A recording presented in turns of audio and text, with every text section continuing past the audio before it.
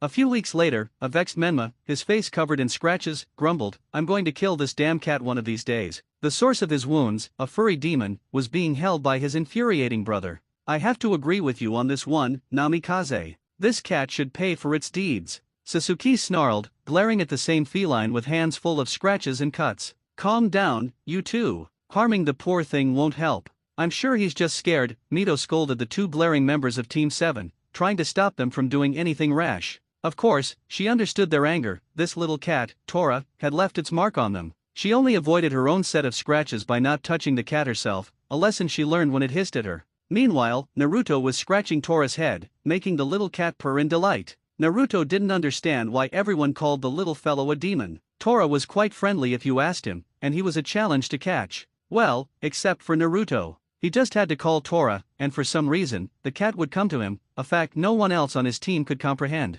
Just behind the genin group were their senseis, Anko Mitarashi and Kakashi Hatake. The silver-haired Jounin, as always, was engrossed in his book, while Anko counted the money she just won from her fellow sensei. She had bet Naruto would find the cat in record time, something Kakashi doubted, and she ended up winning a considerable amount. Seriously, who would have thought Naruto was good with animals? The members of the team were heading straight for the Hokage's desk, where he sat with a group of Chunin. Their objective was to finish their mission by delivering the daimyo's wife's cat. As soon as they arrived, a rather large woman snatched Tora from Naruto's hands and began squeezing the life out of him, a sight that made Menma and Sasuke grin maliciously. Mito sweat drop as she understood why the cat escaped in the first place, and Naruto actually feel respect for the animal. After all, anyone who could endure what that woman was doing to Tora should be considered a hero. Minato couldn't contain the proud smile that appeared on his face as soon as he saw his children's team. Among all the new teams, this one was showing the best development. Their mission record was quite impressive for a new team, their teamwork was better than average, impressive given the members, and their individual skills were top-notch.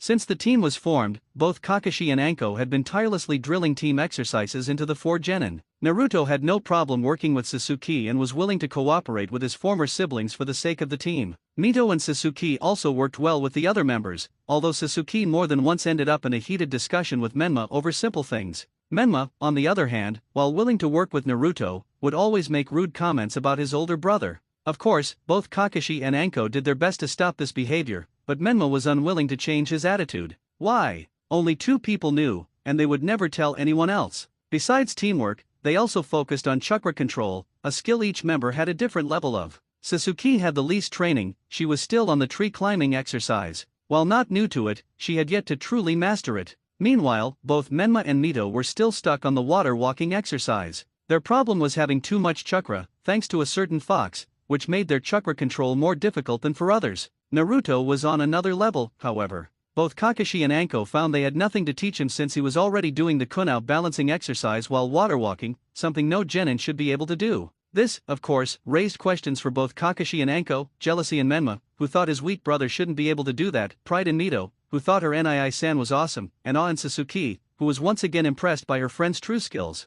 Naruto ended up just helping Sasuke with her own training, much to the young Uchiha's delight and the slight jealousy of a certain redhead. Another thing the team discovered was their elemental affinities. Anko got her hands on some chakra paper and, curious about the team's affinities, had everyone use them. As a demonstration, both Kakashi and Anko went first. Kakashi showed his affinity for fire and lightning, and Anko's for both fire and earth. Mito and Menma already knew theirs but still went through with it, though Menma did it more to boast. Mito's affinities were water and wind, just like her mother, according to Kakashi, while Sasuke, honoring her Uchiha blood, had a strong affinity for fire, but also an affinity for lightning. Among the boys, Menma actually showed 3 affinities, water, wind, and lightning, giving a smug look and a smirk directed at Naruto, almost challenging him to do better. Naruto, however, was quite peculiar. The paper cut itself in half, signifying an affinity for wind, but then both halves started to release sparks, the left one blue and the right one completely black. This surprised everyone, as not even Kakashi had gotten such a response from his lightning affinity.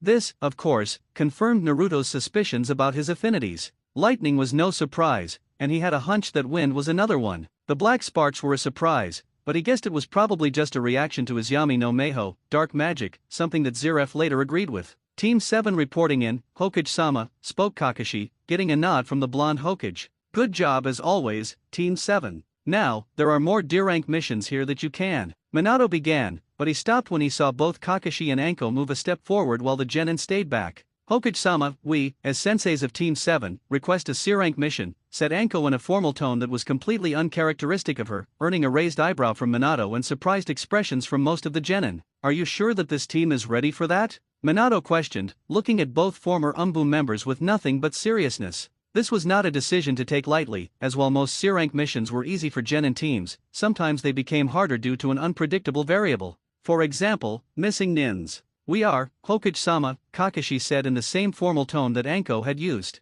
Minato held the look for a while, but inside, he was thinking of what mission to give this team. There was, in fact, one that would be perfect for them. There was a slight problem, though. While it was considered C rank, it was almost a B rank, especially considering the second part of the mission. Very well. In that case, Team 7 will start their first C rank mission tomorrow, the Hokage announced, getting 2 nods from the Jounin, an excited punch in the air from Menma, a smirk from Sasuke, a small proud smile from Mito, and a simple nod from Naruto. Let them in, Minato said to the Chunin on his right, who nodded in understanding and left. A few moments later, the doors of the room opened again, revealing 2 different people. One of them was an old gray-haired, bespectacled man with a large beard. He wore a sleeveless V-neck shirt with an obi, pants, and sandals. He also carried a towel around his neck and wore a pointed hat on his head. Beside him was a younger man with short spiky black hair and black eyes. He had a small white rope tied around his head on the right side and a small X-shaped scar on his chin. He wore a black t-shirt with a white outline and white pants.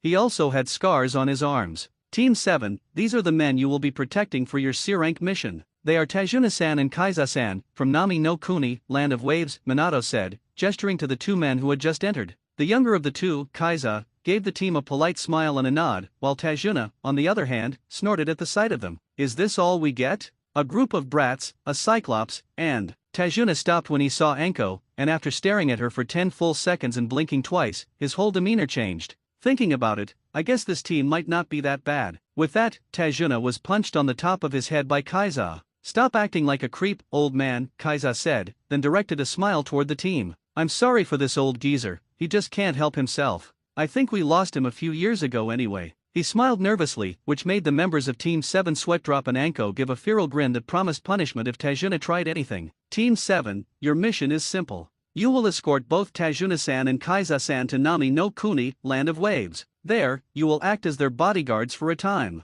You will leave early tomorrow, so you will not take on any more missions today. Dismissed, and with that, the 2 men and the members of Team 7 started to leave. But before they could, Minato's voice sounded once again. Kakashi, Anko, you 2 stay. There's something I need to discuss with you. This got puzzled looks from most of the team and a raised eyebrow from Naruto, but no one said anything. Both Jounin gave a nod to their genin, who left after seeing that. Now outside, the members of Team 7 found themselves with nothing to do. Before anyone could say anything, Naruto disappeared in a Sunshin no Jutsu, body flicker technique. He had things to pack and prepare, and he had to tell his sensei that he would be out of the village for a while. With a sad sigh at not being able to talk to her Nii-san, Mito left for her house, followed by Menma, who would ask his Kaa-san to teach him the jutsu as soon as he saw her. Sasuke also left, although she was a little ticked off that Naruto just left like that. Where were his manners? None of them knew that their first C-rank mission would turn into a test for one of their members. The next day. Well, this could have gone better, Naruto thought, a bead of sweat on his forehead as he watched the 3 idiots who had tried to attack him lying on the ground. He had warned them, but they had attacked anyway, which ended with them getting easily beaten. Naruto had woken up early, and with everything packed, he was more than ready to go to the meeting point for his first C-rank mission, which was Konoha's entrance gate. Since it was still a little early, the young blonde simply decided to walk there instead of using the Sunshin no Jutsu, body flicker technique. On his way, he ended up walking by the training ground he always used with Sasuke. As usual, he expected the place to be empty, but he was surprised to find 4 people there. 3 of them were guys, probably 12 or 13 years old, whom Naruto had never met. His attention wasn't on them, though. It was on the smaller girl in front of them. The girl was young, so Naruto guessed she was 10 years old. She had dark brown hair with long parted bangs and a single lock of hair falling into her face. She also had large, white eyes, which meant she was from the Hyuga clan. She was wearing a sleeveless, blue V-neck shirt with mesh armor underneath, blue shorts, and sandals. Naruto ended up being too curious about what they were doing in a place that practically no one used, so he got close to hear what they were saying, and what he heard wasn't good at all. The 3 boys were taunting the younger girl, saying things about how her eyes were weird and how her whole clan was weird and unnatural. Naruto didn't know if those boys went to the academy or not, but he knew that, just like any other clan, the Hyuga clan trained their members before they entered the academy, and their training continued even when they got on a team. so Naruto ended up actually fearing what the little girl would do to the boys once she lost her cool. Of course, Naruto didn't really care about a bunch of bullies, but he was more worried about the girl becoming traumatized because she killed 3 idiots with her jukin. So, wanting to defuse the situation before anything got out of control, Naruto revealed himself to the group. He honestly tried to make the boys leave, but after a few seconds of them saying nothing, one of them muttered the word demon, and their badmouthing went from the girl to him. Of course, Naruto didn't even bother responding to the insults, which apparently angered the bullies, who were stupid enough to attack Naruto. Apparently, they didn't see Naruto's forward protector, or they were too stupid to register what it meant. In the end, Naruto defeated them in a few seconds without even breaking a sweat, shaking his head sadly and muttering about dumb civilians.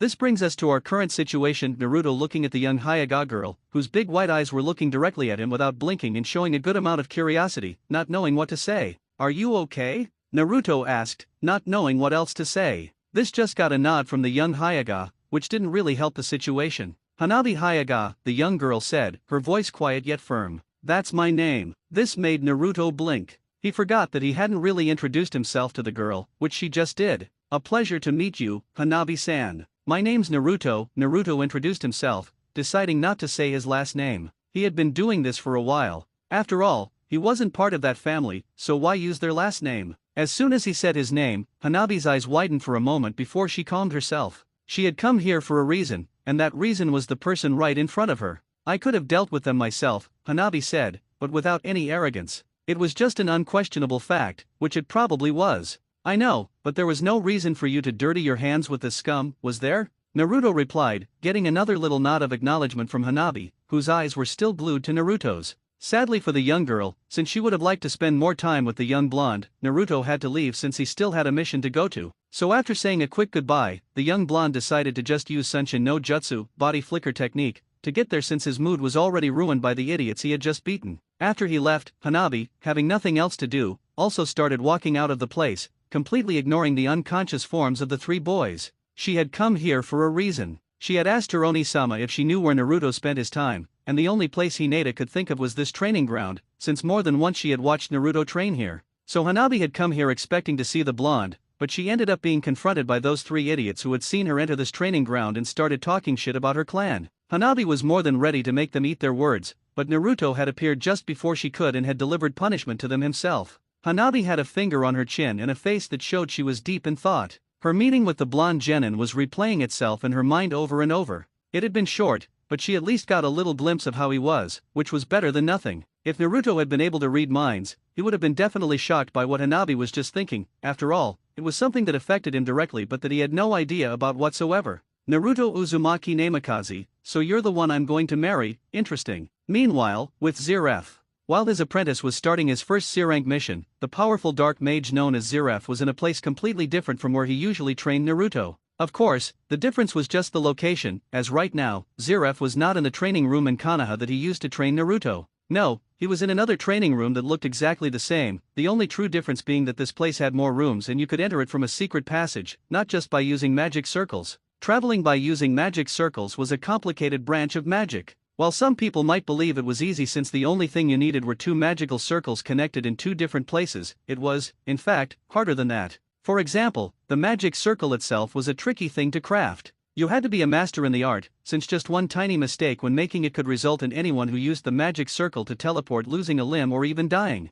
There was also the matter of distance. The bigger the distance between the 2 circles, the easier it was for the connection to weaken and for the circles to either stop working or make mistakes during transportation. There was also the fact that when someone activated a magical circle, it used your own magic to send you away, and the farther the other place was, the more magic it would cost the person being transported. It was for that reason that the training room Zeref used to train Naruto was so close to Konoha. Since Naruto's magical core was practically brand new, Zeref didn't want to strain it by making the travel too difficult for the young boy. Besides, for now, it was better that Naruto didn't know that he had more places like this one all around the continent. Zeref would tell him everything, yes, but that would be in due time. Right now, Zeref was standing in the middle of the room, his arms crossed over his chest and his eyes focused on the 3 figures kneeling before him. Figures clad in complete black cloaks concealed their identities, but their bodies gave away a few clues. The one in the middle was unmistakably a man, while the other 2 were most likely women. The central figure was also noticeable for the massive sword strapped to his back. These were some of the people Zeref had at his disposal. He had gathered a group of loyal shinobi in Kunoichi during his travels throughout the elemental nations. He hadn't intended to build a following, as it wasn't something he had ever truly desired, but he ended up recruiting them simply because he found them to be useful. After all, he wasn't a god. He couldn't be in every place and do everything at once. Whatever was coming, Zeref was certain that no one could handle it alone. You understand your mission? Zeref's calm, emotionless voice echoed around the room. The three figures didn't lift their heads, instead responding with a clear hi, which Zeref accepted with a nod. Then go. And don't go easy on him. If he dies there, then, he simply wasn't meant to progress, Zeref said. The three cloaked individuals confirmed once more before leaving as soon as their mission was given. They had to move quickly. This was a critical mission, and they couldn't afford to fail. Zeref stood in the center of the room, his eyes closed, his body still. He could easily sense the other person who was hiding in the shadows. He had, after all, summoned him. And what about me, boss? Don't I get someone to play with? A voice from the shadows asked, full of madness and mockery, almost making Zeref sigh. The dark mage was used to dealing with this person, but it was still bothersome. Of all the people he had killed, why did the Shinigami have to resurrect this one? You already know your task, don't make me repeat myself, Zeref replied in the same calm tone, but the person in the shadows could easily detect the hidden menace in his voice. Who cares, though? But come on, why can't I go and play with the kid? Instead, you send me to be a distraction of all things. Not cool, man, not cool at all, the mysterious figure whined, earning a pointed look from Zeref that, while not a glare, was terrifying in its own right. TCH, fine, I'll go and play fucking decoy. I hope those two at least give me a decent challenge. I'd better leave now. Deodara must have his panties twisted already since I just vanished suddenly. That guy should learn to relax, it's not like Zetsu is watching us 24/7 anyway, the figure in the shadow said before disappearing through a magic circle at the back of the room, leaving Zeref truly alone. The dark mage didn't stay in this place for long. He simply moved to one of the other magic circles and departed. This was what made this particular base so important. It linked to all of Zeref's other bases. Zeref's final thoughts before leaving were of his students. Some might consider him evil for what he had just sent them to face, but Zeref considered it necessary. He wanted Naruto to be strong, but to achieve that, Naruto had to face challenges that would push him to his absolute limits. He had faith in his apprentice and knew he would be able to overcome this challenge, just like every other one Zeref had sent him, and all those he would send in the future. Unbeknownst to the dark mage, he wasn't the only one preparing a test for the young blonde. There was another being who was already planning to use his pawn to test Naruto. It was a certain white-haired servant of the Shinigami. The next day, there's my pride and joy, Tajuna exclaimed excitedly and happily as he pointed to the large bridge connecting Nami no Kuni, Land of Waves, with the rest of the continent. The journey had been surprisingly calm and uneventful. Normally, a shinobi could reach this bridge in a single day, but since Team 7 was forced to travel at a civilian pace, it took them a full day to get here. Of course, some questions about the place were asked along the way, which Kaiza gladly answered. When Menma asked who they were protecting Tajuna and Kaiza from, both men suddenly grew serious and said they would explain once they arrived home. So, aside from Tajuna's attempts to Obalanko, which ended poorly for the old man, the journey went without a hitch. Currently, the members of Team 7, led by Kaiza and Tajuna, were walking across the bridge that Tajuna had built to make trade with the rest of the land easier. Konoha and Nami normally traded regularly, though Nami also traded with other villages like Suna. Naruto noticed some scorch marks on parts of the bridge and that the structure itself appeared a little unstable, as if a large explosion had occurred there. Naruto decided to save his questions for later. After walking for a while, during which Team 7 saw some of the locals no surprise given the early hour all happily waving and greeting both Tajuna and Kaiza, the group arrived at a simple, two-story house. Apparently, the two of them were quite popular here. Tio-yu-san, Ji-chan. A young boy greeted them as soon as they entered, hugging Kaiza as he came inside. The boy had spiky black hair and dark-colored eyes. He wore a green jumpsuit with a yellow shirt and simple sandals, as well as a blue and white striped hat. Just behind the boy, a woman in her late 20s appeared and kissed Kaiza on the cheek. She had long blue hair and was dressed in a short-sleeved pink shirt with red cuffs and collar. After introductions were made, during which Team 7 learned that the little boy's name was Inari and the woman's name was Tsunami, Kaiza's son and wife and Tajuna's daughter and grandson, respectively, the members of Team 7 were gathered in the house's dining room, as Tsunami was apparently already finishing up lunch. It was a tight squeeze, but they managed to seat everyone around the table to eat. Kaiza sat at the head of the table, with Tsunami to his right and Inari to his left. Naruto, Sasuke, and Anko sat next to Inari, while Mito, Menma, and Kakashi sat next to Tsunami. Tajuna seated himself at the other end of the table. The meal was simple yet delicious. The meal was also filled with conversation. From Tajuna and Kakashi discussing the wonders of Ika Ika to Inari asking Naruto why he dyed his hair black, to which Naruto simply replied puberty. However, the conversation came to a halt when Menma asked a question that had been bothering him for a while. I don't get it. We didn't encounter anyone on our way here, and this place appears to be too nice to have any threats. Why do you need bodyguards, Tajuna-san, Kaiza-san? Menma asked, scratching his head with obvious confusion. This drew everyone's attention to Kaiza, who sighed after seeing his father-in-law nod, indicating it was his turn to tell their story. Well, you see. Kaiza began to tell the story of what had happened in Nami no Kuni, Land of Waves, in recent years. He recounted how he had saved Inari from drowning, how he met Tsunami and Tajuna after that, how he and Tsunami had fallen in love and married after a while, and how they had lived quite happily for a time. Then he told them how a man known as Gato, the former owner of the Gato Transport Shipping Company, had arrived in Nami no Kuni, Land of Waves, to take control of the area. Kaiza told them how he and the people of Nami had tried to band together to free their land from Gato's control, which resulted in Gato retaliating with lethal force. It was at this point that Kaiza said something that greatly surprised Naruto. Gato's men were more than ready to execute me. They were even going to cut off my hands just to show everyone how stupid it was to go against him, Kaiza said in a grim tone, causing Tsunami to grab his hand under the table and Inari to look angry at the mere thought of Gato, but his expression was erased as soon as Kaiza ruffled the young boy's hair. But I was saved. To this day, I don't know the name of the man who did it, but just before Gato's men were about to cut off my arms, this guy with black hair and dark eyes, wearing clothes I'd never seen before and with a cold expression, appeared and killed everyone there with his bare hands. This, of course, surprised everyone, but none more than Naruto, who couldn't help but associate the man who saved Kaiza with his sensei. The general description fit, but why would his sensei do something like this? In fact, wasn't this only a few years ago? He'd spent almost all of the last 6 years with his sensei, so it couldn't have been him, right? He'd have to ask once he returned to Konoha. How exactly did he kill him, Kaiza-san? Anko asked with interest, wanting to know more about this mysterious savior. I don't know. He just moved too fast for anyone to see. One moment he was there, and the next he was helping me get out of my binds, and everyone but Gato was dead. Some had missing limbs, some had holes in their bodies, and some just looked dead but had no wounds. Then the man went to Gato and killed him with a sword that appeared out of nowhere, Kaiza explained, piquing the interest of Team 7's members. I've never seen that man again, but it's because of him that I'm alive today and that Nami no Kuni, Land of Waves, wasn't taken over by Gato,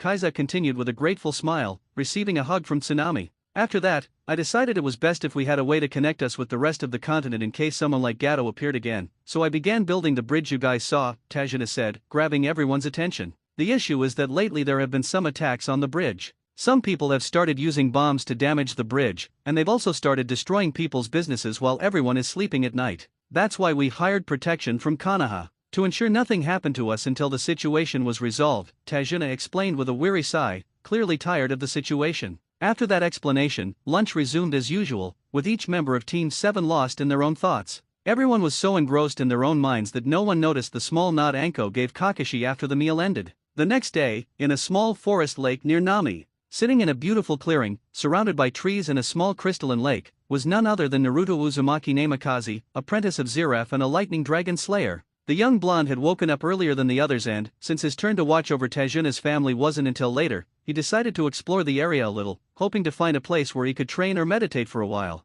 Naruto went to explore the forest near Tajuna's house with those expectations. He honestly didn't expect to find anything magnificent, but once he arrived at this clearing, he was definitely surprised and awed by its beauty. The trees ended in a simple grassy clearing, with various types of flowers growing in certain places. Beyond that was a lake filled with nothing but crystalline water that made you want to dive in and enjoy it as much as you could. Of course, Naruto remained in this place, simply relaxing and enjoying the sense of peace and tranquility it provided. He didn't know why, but this place just made him forget about all the problems and questions that were bothering his mind. Naruto didn't let his guard down though. There was a reason for that, after all. He wasn't by himself. It's beautiful, isn't it? A melodic and feminine voice spoke from behind Naruto, which didn't surprise the young blonde at all. He had sensed this person's presence a few minutes ago but chose not to act because he couldn't feel any threatening aura from the individual. Ever since Naruto had started practicing Yami no Meiho, dark magic, he had found it easier to read people. It wasn't as if he could read minds or anything, but he could easily tell when someone intended to harm him.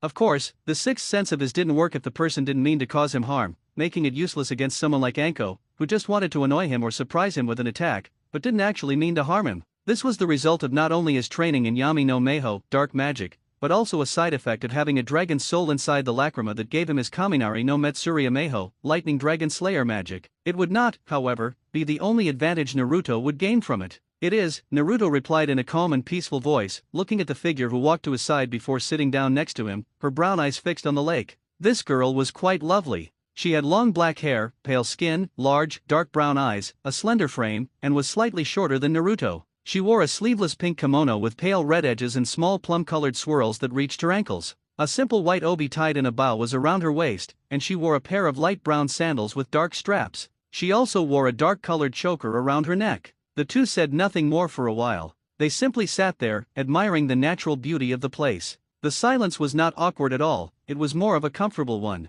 Of course, after a while, someone had to break the ice. "You're not from around here, are you?" the girl asked in a kind and curious tone, her eyes now fixed on Naruto, or more precisely, Naruto's forehead protector. "Not really. I came here to Nami just for my job," Naruto replied, touching his forehead protector. "What about you? Do you live around here?" The girl simply shook her head in response to Naruto's question, which apparently meant she wasn't from here. "I travel a lot with a group of friends. We decided to stop here in Nami for a while to get supplies, and I came here to see if I could find some medicinal herbs, just in case we need them. My friends can be quite a handful when they try," the black-haired girl said with a giggle, apparently recalling something funny her friends did. Naruto couldn't help but smile a little as he saw how happy she was when she talked about her friends. "What about you?" the girl asked, her face full of curiosity. "Do you have anyone special to you?" As soon as she asked, Naruto's mind flashed to two completely different people. The first was his sensei and father in all but blood, Zeref. The second was his first friend, teammate, and most important person in his heart besides Zeref, Sasuke Uchiha.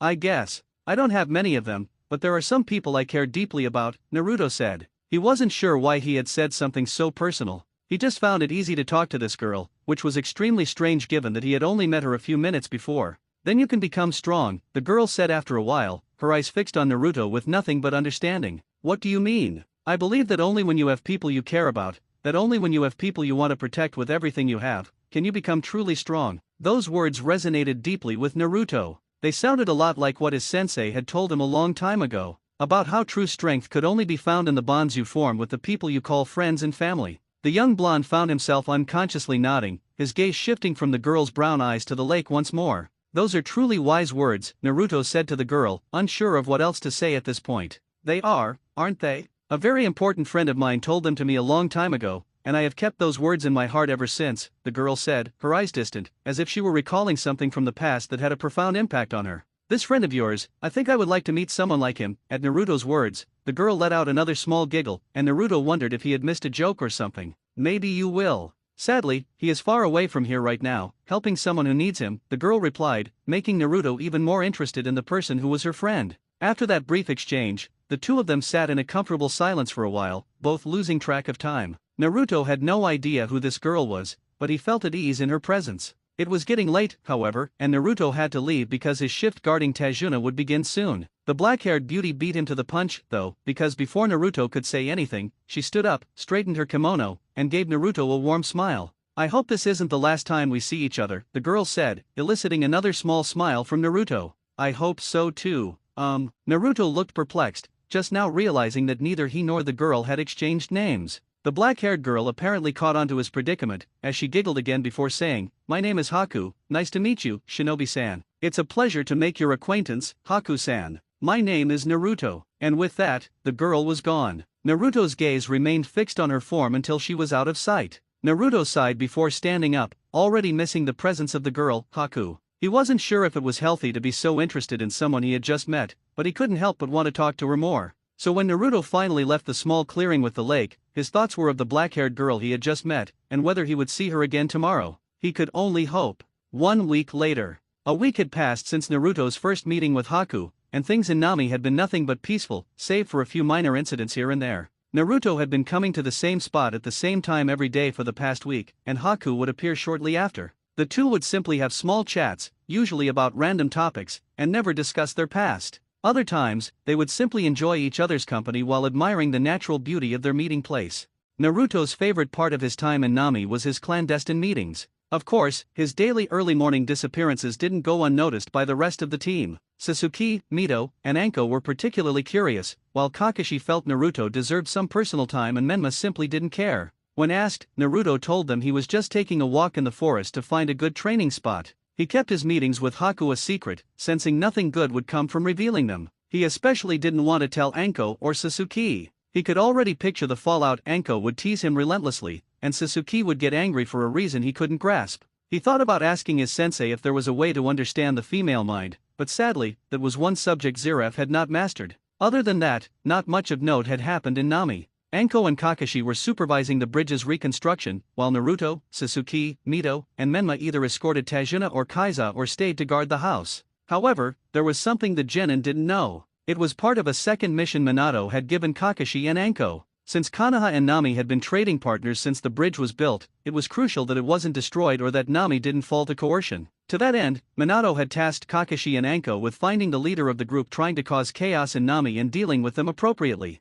Both Tajuna and Kaiza had been informed and were grateful for Konoha's assistance. They even said that if Konoha helped them with this issue, Nami would always be Konoha's ally, even if only for trade. For this reason, every night after leaving a clone to guard Tajuna's house, Kakashi and Anko would scout the area, searching for the base of the group leading the attacks on the bridge. They guessed the base wasn't far from Nami, and they were right. A few days ago, they had found the camp, filled with thugs and low-life criminals who thought they could control Nami as Gato once had. Unfortunately, the two Jonin didn't get to see the leader's face. They knew where he was, though, since there was an obvious tent for the group's leader in the camp. It took Anko and Kakashi just over 2 hours to travel from Tajuna's house to the camp. The two Jonin had left around midnight the night before to handle the situation themselves. They didn't tell the genin because, in their opinion, they weren't ready for this. They left a note saying they had left to handle some problems and would be back early the next day. Right now, Naruto was walking deep in Nami's forest. Normally, he would have reached his usual spot to talk with Haku by now, but today was different.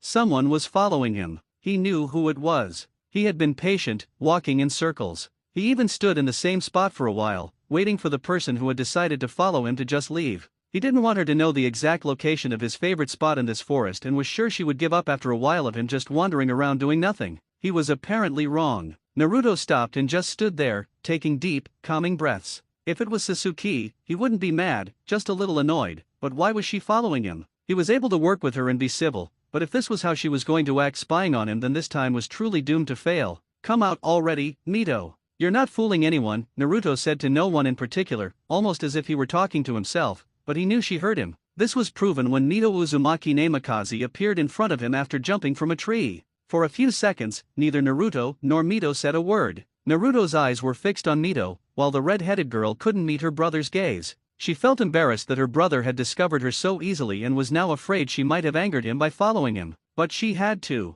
What if he ended up in trouble or something? What if something happened to him while he was here? What if someone attacked him? Mito would never forgive herself if something happened to her beloved brother and she wasn't there to either stop it or help him. That was the problem with their relationship. Mito wanted to protect someone who didn't need or want protection, especially from her. Why were you following me? Naruto asked bluntly, his cold voice making Mito flinch. I'm sorry, brother. I just wanted to make sure you were all right. I've been worried about you, Mito answered, looking directly into Naruto's cold eyes, though she said the last part with a downcast gaze, which prevented her from seeing his eyes go from expressionless to a hard glare. Meanwhile, Naruto scoffed mentally, his feelings for his former sister rushing through his heart. From everyone in that cursed family, she had been the only one to show him love and care, to act like he was a true member of the family, to make him feel wanted, loved, and not like a waste of space, like someone who would be better off dead. And that's what made her the worst of that family. For 7 years, she was his lifeline. She was the only light in the darkness that was his life. It was hard, but he could have lived without the rest of his family as long as he had her. As long as he had his dear Mito Nechan by his side, he knew he could have been happy. But then she turned her back on him and became exactly like the rest of her cursed family. And that hurt more than any training Zeref gave him or any beating the people of Konoha could ever inflict. He was used to feeling unloved by the rest of his former family, but to see the only person who ever showed him love turn their back on him and start treating him like a pest was what truly broke Naruto on the inside. It was after that he truly felt worthless. He felt like he was better off dead. He had lost the only family he ever had. It was for that reason that he accepted Zeref so easily. Naruto had nothing and no one, so when someone offered him a hand, he took it as fast as he could. It was sad, though, how the lives of these two siblings were so deeply affected by the actions of a certain white-haired man. But such was the life of a pawn in the great game that was the war between the gods. Stop joking around, Mito. Leave and don't do this ever again, Naruto said, his voice cold and emotionless, hiding the building anger inside him. The young blonde turned around, wanting to end this little meeting with his former sister. But it wouldn't be that easy. Mito's head moved so fast it almost made a sound, her violet eyes looking at her brother's back with a mix of shock, disbelief, and hurt. Joking? He thought she was joking? What was that supposed to mean? He thought she didn't love him? How could he believe that? Mito knew their relationship wasn't the best, but she didn't think it was this bad. She had to fix it, now. Wait, brother. Mito all but yelled, grabbing Naruto's hand. Unfortunately for her, as soon as she did that, Naruto snatched his hand away and turned to face her, this time not hiding how angry he was. His glare made Mito freeze cold. Stop calling me that. Naruto's voice was frigid. He had gotten better at controlling his emotions since his confrontation with Minato and Kushina, so he wasn't going to start screaming now, but he knew Mito wouldn't stop nagging him if he didn't set things straight. You don't get to call me that. You don't get to act like we're family, Mito. We stopped being that a long time ago. You made that quite clear years ago. It was you who decided to cut me from your life, not me, so you don't get to act like everything is okay or like nothing happened. There's no relationship between us. The only thing that ties me to you and that family of yours is my damn blood, and if I could, I would change that in a heartbeat. By the end of his rant, Naruto was looking Mito directly in the eyes, his gaze showing the cold rage he felt towards his former sister. In his opinion, she had betrayed him, and that was something he would never forget. Meanwhile, Mito felt that every word her brother yelled at her was like a stab to her heart. Her mind had completely shut down upon hearing his hurtful words. How could this be? Her worst fear had come true. Her beloved brother hated her. She couldn't believe it, but it was true. Mito could already feel the tears threatening to escape her eyes. How could she have messed up so badly? She knew that listening to the stupid Kyuubi was going to come back to haunt her forever, but wasn't losing her brother's love like this too much? She knew what she had done was bad, but she did it to protect him. She did it because if someone targeted him because of her or their family, she would never forgive herself for it. She didn't think things would go so wrong that her brother would actually say that if he could, he would change his blood just to be completely free of their family. That certainly hurt Mito more than anything. She felt so hopeless in that moment that she could truly say it was the worst day of her life. Sadly, it was just beginning. Mito couldn't let this just end like this, she just couldn't. There had to be a way for her to fix this. She just needed to try. She wasn't going to let her brother walk away from her like this, from her life. Mito was about to say something, but she was caught by surprise when Naruto tackled her to the ground just before a whooshing sound passed over them. Just as it did, the object that made the sound stopped cold when it hit a tree. As soon as it happened, both she and Naruto stood up, and Mito couldn't stop the gasp that escaped her mouth when she saw what made that sound. Stuck in a tree was what could be described as a gigantic sword, but that wasn't the biggest surprise. No, the surprise was the person standing on the sword with his arms crossed over his chest and looking at them with a glare. This person was a tall and noticeably muscular man with pale skin, short spiky black hair, brown eyes, and small eyebrows. His face was covered by bandages like a mask. His chest was bare, and he was just wearing baggy pants with the striped pattern typical of Kirigakure and mimetic wrist warmers extending up to his elbows, with matching leg warmers. He was also wearing a forehead protector sideways on his head with the symbol of Kiri on it and a slash going right through the middle. Of course, Mito was completely surprised and confused by the appearance of this man, who was obviously a missing nin. Mito didn't know who he was, but he looked dangerous. Even after all that was just said, Mito's primary concern was Naruto's safety, so she was just about to grab him and make a run for it since she didn't know who her enemy was. Naruto's words beat her to it. To see someone like you here. Zabuza Mamakai, the demon of the hidden mist, one of the members of the 7 ninja swordsmen of the mist, I guess I must really curse my luck. Naruto's voice was deadly serious while his expression was practically unreadable, but on the inside, he was having a maelstrom of rage. Of course, as soon as Naruto was told that he was going to a place like Nami, he investigated the different missing nin that someone could find in his bingo book. It was another thing that Zeref had obtained and just told him to memorize, which he did, so it was no surprise that he recognized Zabuza. The sword was kind of a big clue anyway. Meanwhile, Mito was now both more surprised and even more worried. Surprised that her brother knew who this guy was and dead worried that he was so famous. Her mother had told her stories about the 7 ninja swordsmen of the mist, and they were not pretty, so meeting one like this was definitely a reason to be concerned. Zabuza actually released a nasty chuckle upon hearing Naruto's knowledge of his bingo book info, his eyes looking just at Naruto and acting as if Mito wasn't even there. It seems you're well informed, brat. In that case, you should know why I'm here, and with that, both Naruto and Mito were hit by Zabuza's powerful killing intent, which was quite powerful for a jonin. Naruto stayed calm. He had faced worse when sparring with Zeref. More than once, he had faced Zeref's killing intent as part of his training, of course. He could still remember the first time Zeref used it on him. He barely lasted a few seconds before completely passing out from fear. Zabuza's was not bad, but Naruto wasn't going to falter because of it. Mito wasn't handling it so well, though. The young redhead was already trembling, her violet eyes were wide with fear, and she was even biting her lower lip hard, almost to the point of drawing blood. She was scared. She had never faced something like this. She had never faced someone like this. He was going to kill her. Of course, Naruto noticed this, and even though he could honestly not care, he knew he couldn't leave her like this. At this point, fighting was probably their only option. They could try to escape, but that would be difficult, especially with Mito paralyzed by fear. Naruto was never one for emotional speeches, but he was going to have to make an exception for this one. Mito, Naruto's voice showed nothing but determination and calm, his eyes still looking directly at Zabuza, but his call was enough for Mito to look at him. Pull yourself together, or we won't be able to get out of this one. And then he did look at Mito directly in the eyes and gave her a nod. If we work together, we can deal with this situation. We're a team, after all. I need you to be strong now, Mito. Naruto could feel the irony in all this. A few minutes ago, he was telling her how there was nothing between them, and now he was telling her that he needed her. Upon hearing her brother's words, Mito's confidence rose. She swallowed and then released a calming breath before giving him a nod. If her brother needed her, then she was not going to fail him. Never again. Zabuza's expression remained the same, but on the inside, he was actually a little impressed by the blonde brat. He was able to withstand his killing intent and help his teammate do the same.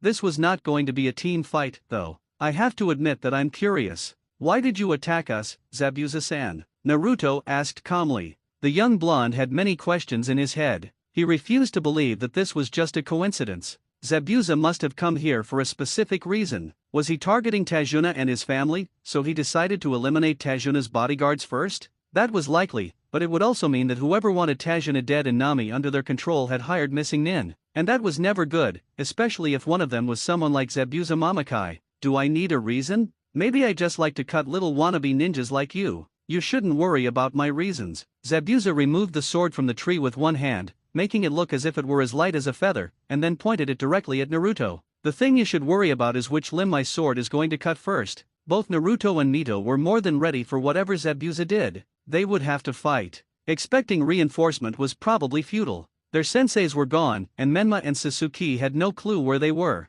They could try to escape, but running away from someone like Zabuza was not going to be easy unless someone stayed to act as a diversion. That gave Naruto an idea. He could distract Zabuza long enough for her to seek help. Maybe Kakashi and Anko had already returned from wherever they went. Just as Naruto was about to tell Mito his plan, he was silenced by Zabuza's next statement. Haku, deal with the girl, and with that, Zabuza appeared just in front of Naruto, his sword already going down in order to cut the blonde in half. Said blonde was barely able to dodge by jumping to the right, making Zabuza stand between him and Mito. Right now, Naruto's mind was going a mile a minute. Did he really just say Haku? But that was impossible. There was no way that the Haku he knew, that the kind girl he had been meeting for a week, was with Zabuza, right? Naruto would have gone all day thinking about that, but the current situation made him unable to do so since as soon as he dodged Zabuza's first attack, the Kiri missing nin was upon him again, his Kubikaraibasho moving in an arc from right to left, ready to cut Naruto in half. A youthful blonde dodged the incoming attack with a timely jump. As he landed, he gathered magic into his lungs, preparing to finally go on the offensive. Raria no Hoko, lighting Dragon's Roar, Naruto's lightning spell, shot directly from his mouth towards Zabuza. From this close, Naruto was sure it would be impossible to dodge. He was mostly correct. Zabuza didn't try to dodge the spell, he simply raised his sword, placing it between himself and the attack. As the blue lightning beam struck the blade, it appeared to be absorbed by the sword, which stunned Naruto. He immediately stopped the attack, staring in awe at Zabuza's sword, the Kubikaraibasho. That thing just negated my spell, but how? It should be impossible, Naruto thought, noticing the sword was completely undamaged and Zabuza seemed unsurprised by the event. Zabuza charged toward Naruto once more, but this time the blonde was ready. Naruto infused both of his arms with his Yami no Meiho, dark magic, focusing on one specific purpose. Just as he anticipated, two dark blades formed along the underside of his forearms, extending from wrist to elbow. The blades were curved, completely black with a purple outline. Naruto met Zabuza's downward cut with his newly created blades, holding his arms up in front of him. The impact created a small crater where Naruto stood, and just as he feared, Zabuza's sword began to consume his Yami no Meiho, dark magic. Naruto was forced to pour more magic into the blades to keep them from dissolving, but he knew he couldn't sustain this for long. He had to act fast. Easier said than done, since Zabuza was pressing his sword against him with all his strength. Naruto overcharged his blades with magic and, using all his might, pushed Zabuza back, creating some distance between them. Immediately after, Naruto created 5 cage bunsins. The clones charged straight at Zabuza, but this attack didn't faze the sword user, who looked more than ready to cut down every single one of them. Unfortunately for him, as soon as the clones got close enough, they exploded. The blast echoed, creating a large smoke screen that Naruto used as a distraction to make a quick escape. He needed a plan, and fast. The fact that Zabuza's sword had the impossible ability to absorb magic made this a much more difficult fight than he'd anticipated.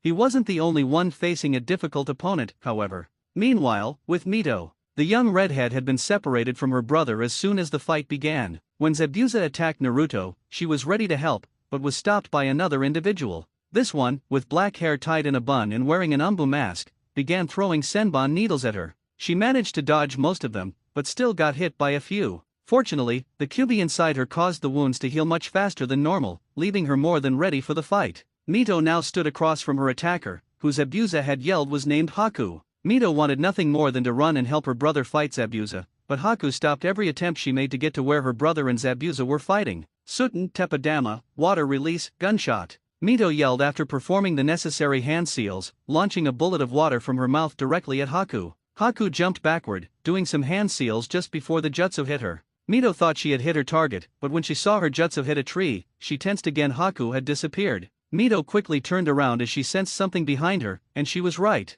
Just behind her was a large mirror made of ice. Mito would have commented on how beautiful it was, but she was forced back as multiple senbon needles shot directly from the mirror at her. Mito couldn't dodge, so she used her arms to block as many as she could, preventing them from hitting a vital point. It was then that Mito saw Haku step out of the mirror, more needles ready in hand. The young redhead was about to move, but found herself trapped. Her feet were shackled in ice. What kind of jutsu are these? I've never heard of ice jutsu. Mito thought before using Kawarimi no Jutsu, body replacement technique, to escape her ice shackles and the needles Haku had just thrown at her. From a tree, Mito created 20 cage bunsins. The clones took out the katanas from their storage seals and charged directly at Haku. Mito thought these clones would be a good enough distraction for her to find her brother. She was proven wrong when Haku destroyed every clone in a matter of seconds, her speed allowing her to do so. Mito was forced to jump out of the tree to avoid being pierced by Haku's senbon again. As soon as she hit the ground, her katana clashed with the senbon Haku held in her hand. While one hand held the senbon Haku was using against Mito's sword, the other was completely free.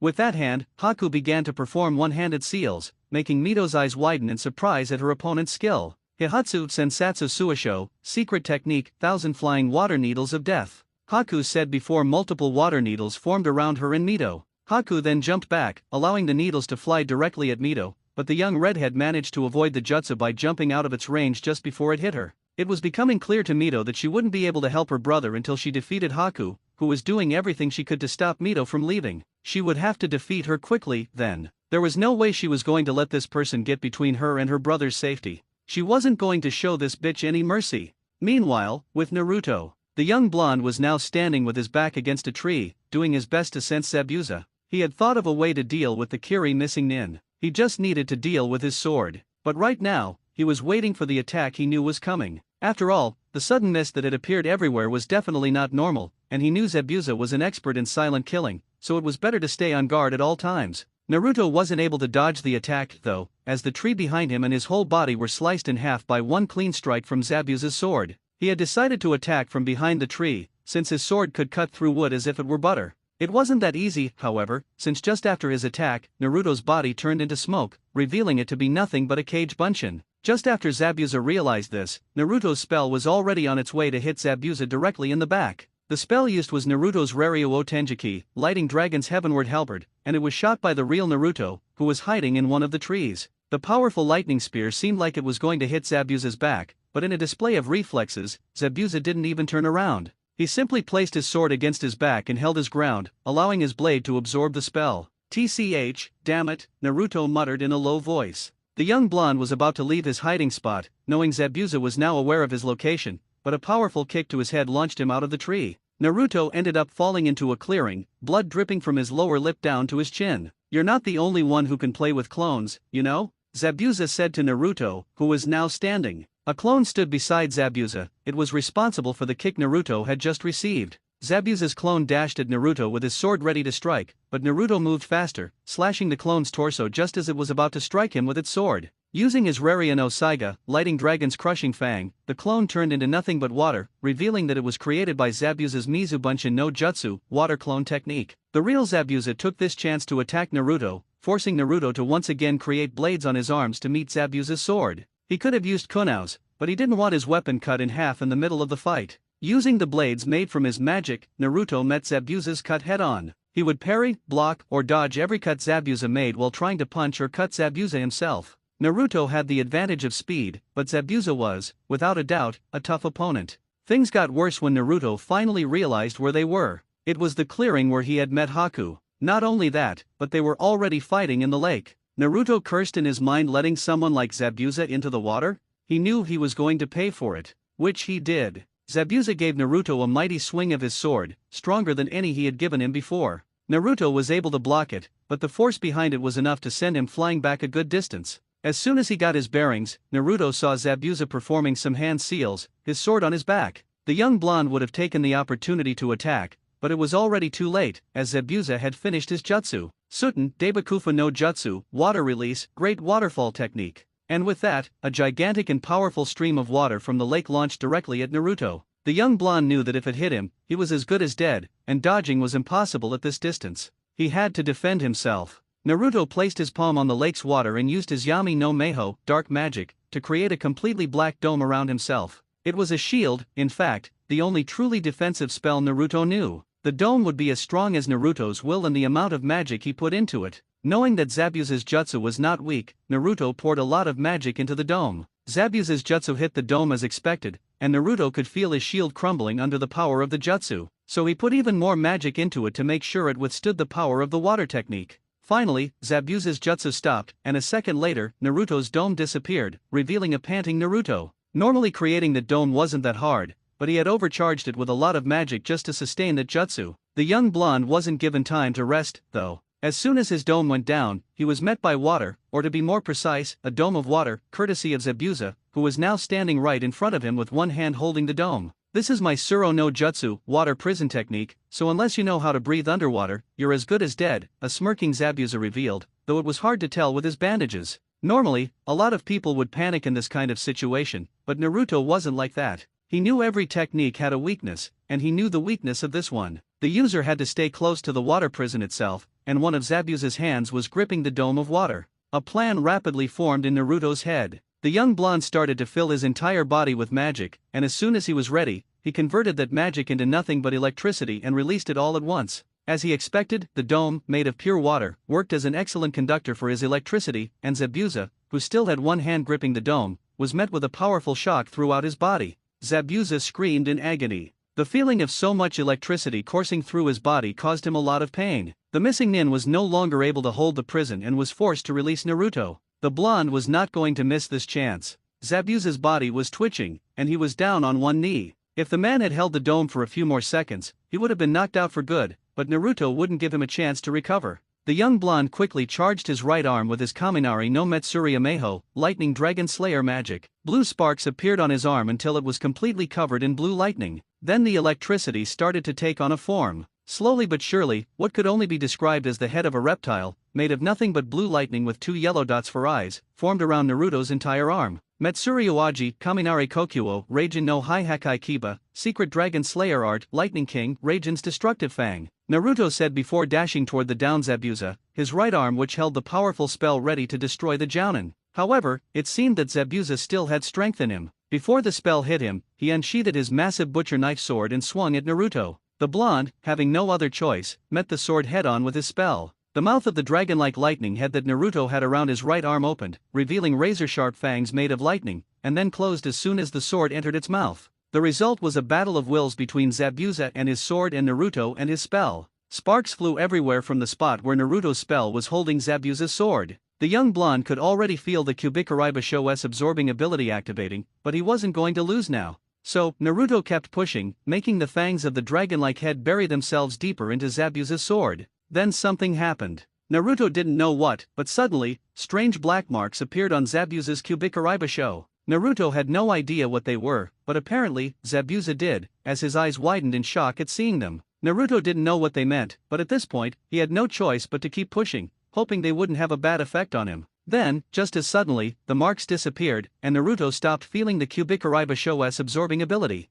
He wasn't going to look a gift horse in the mouth, though. With a mighty yell, Naruto pressed his spell harder, the powerful fangs of the dragon's head doing even more damage to the sword. And then, with one last yell, the cubic Karaibasho actually broke into pieces, shocking both Zabuza and Naruto. But the blonde's surprise was short-lived. This was his chance, and he wasn't going to blow it. Naruto took advantage of Zabuza's shock and placed his left palm on the water's surface, the dragon-like lightning head still on his right arm. Then, 4 black magic circles appeared in different spots out of the water, and from each circle, black claws shot out, grabbing hold of Zabuza's arms and legs, rendering the Jounin unable to move. Naruto then pointed the dragon's head directly at Zabuza's torso. The distance between them was only a few meters, so this was definitely going to hurt the Kiri missing Nin, if not outright kill him, Naruto thought. Metsuryu Aji, Kaminari Kokuo, Raijin no Kyodana Hoko, Secret Dragon Slayer Art, Lightning King, Raijin's Mighty Roar. And with that, the dragon-like head opened, and a powerful lightning beam shot out of it, going directly at Zabuza. The Jounin could do nothing, and when the spell hit him, it dragged his body to the shore of the lake. Naruto's spell finally disappeared, and Naruto walked toward Zabuza's unconscious form. When he got there, he saw the damage his attack had done. Zabuza's torso had a large burn mark that completely covered it. His pants were shredded, and his body was twitching wildly. It was a miracle the man was still alive. Naruto was sure his attack would have killed him, especially from this distance. It was surprising, though, that Zabuza still had a hold of the hilt of his destroyed sword. Just before that, with Mito. Mito was in trouble. No, scratch that, Mito was in some serious shit right now. The young redhead found herself trapped in a dome made of ice mirrors that her enemy, Haku, had created a while ago, and Mito had no idea how to proceed. She had tried to escape, but every time she did, even with clones, she was met with Haku's superior speed and Senbon, which was the reason Mito now looked like a porcupine. The young redhead was truly exhausted. She had many wounds all over her body, which, of course, hurt like hell, but she couldn't give up. Her brother might still be in need of her help. She needed to end this. Now. Mito ended up using the last thing she ever wanted to depend on, the thing that made her so famous in her village. The thing that had, in her opinion, ruined her relationship with her brother. The Kyuubi. A torrent of crimson surged, and Mito's form became shrouded in the menacing red chakra of the Kyuubi within her. While she and Menma had never struggled to control this power, Mito detested relying on the fox. She wanted to be more than just a Jinchuriki, but with her brother's life at stake, she would use every ounce of her strength to break free and help him. The added power made shattering the ice mirrors effortless. Not even Haku's incredible speed could save her from the redhead's fury. After dismantling a few of them, Mito landed a solid punch to Haku's face, knocking off her Umbu mask and causing the remaining mirrors to vanish. Once again, a silent standoff ensued between the red-eyed Mito and the now unmasked Haku. Mito's face was etched with anger and resolve, while Haku's remained eerily calm. Suddenly, a powerful roar echoed from where Haku knew Zabuza was fighting Naruto. While Mito had no idea what had happened, Haku's next words shocked her even more than the sound. "It seems our fight must end now, Mito-san. I only hope we never meet again." With that, Haku vanished in a Sunshin no Jutsu, body flicker technique, leaving Mito gaping in disbelief. Mito shook her head, forcing her thoughts away from the bizarre encounter. This wasn't the time to dwell on it, she had to find her brother. Unsure of his exact location, she decided to head toward the source of the recent roar. She could only hope he was okay. Naruto. The weary young apprentice of Zeref was contemplating Zabuza's fate. He could kill him and be done with it, or capture him. Zabuza's motive for the attack was still a mystery, so taking him into custody for interrogation seemed like the smarter choice. He was unable to make a decision, however, as a figure suddenly materialized beside Zabuza. Despite her new attire, Naruto immediately recognized the person. "So it really was you." Haku, Naruto muttered, his gaze fixed on the eyes of someone he had considered a friend. Haku, in turn, looked back at him, sadness clouding both of their faces. "It was all a lie then. You just wanted to get information from me? Or were you planning to kill me when my guard was down? Answer me, Haku," Naruto yelled, his feelings of betrayal now replaced with rage. How could she? No, it was his own fault. How could he have trusted someone so easily? Someone he had only just met a week ago, for Kami's sake. So why did it hurt so much? She wasn't Suzuki or Zeref, so why did this sting so deeply? Damn it. "I'm sorry, Naruto-kun," Haku said with a sad smile. She wanted to explain everything. She hated the look of betrayal he was giving her. It had only been a week, but their time together had been special to her. She had felt like Naruto was someone who could finally understand her, but now he probably hated her. And why wouldn't he? With nothing left to do, Haku placed a hand on Zabuza's barely conscious body and fled with a Sunshin no Jutsu, body flicker technique, unable to bear the look on the face of the person who had become so important to her. Naruto couldn't stop her, nor did he have the strength to. He simply stood there, staring at the empty space where Haku had been. He would have stayed longer if not for a shout at Nii-san and a tight hug from a very relieved Mito. Mito had just arrived, and upon seeing her brother, she rushed forward like a woman possessed, wrapping her arms around him in a tight hug, her head resting on his chest since he was taller. It was then that Mito became aware of her brother's well-defined physique. The young redhead actually blushed at the sudden thought that popped into her head. This was hardly the time for that. Her brother might be hurt, she needed to check on him immediately. Unfortunately for her, Naruto grabbed her shoulders and forcefully broke the hug. Mito was about to ask what was wrong but was silenced by the cold glare he gave her. The young blonde was clearly not in the mood for any of his former sister's antics. Naruto simply turned and walked away. He was exhausted, furious, and his body ached terribly. All he wanted was to rest and forget that someone he considered a friend had been helping the person who tried to kill him. Nii-san, wait, Mito yelled, reaching for her brother. But his voice stopped her. Don't, Mito, Naruto said without turning. His voice was as cold as the tundra. I already told you not to call me that. We aren't brother and sister, we aren't family, and we're only a team because your father couldn't grasp that, either.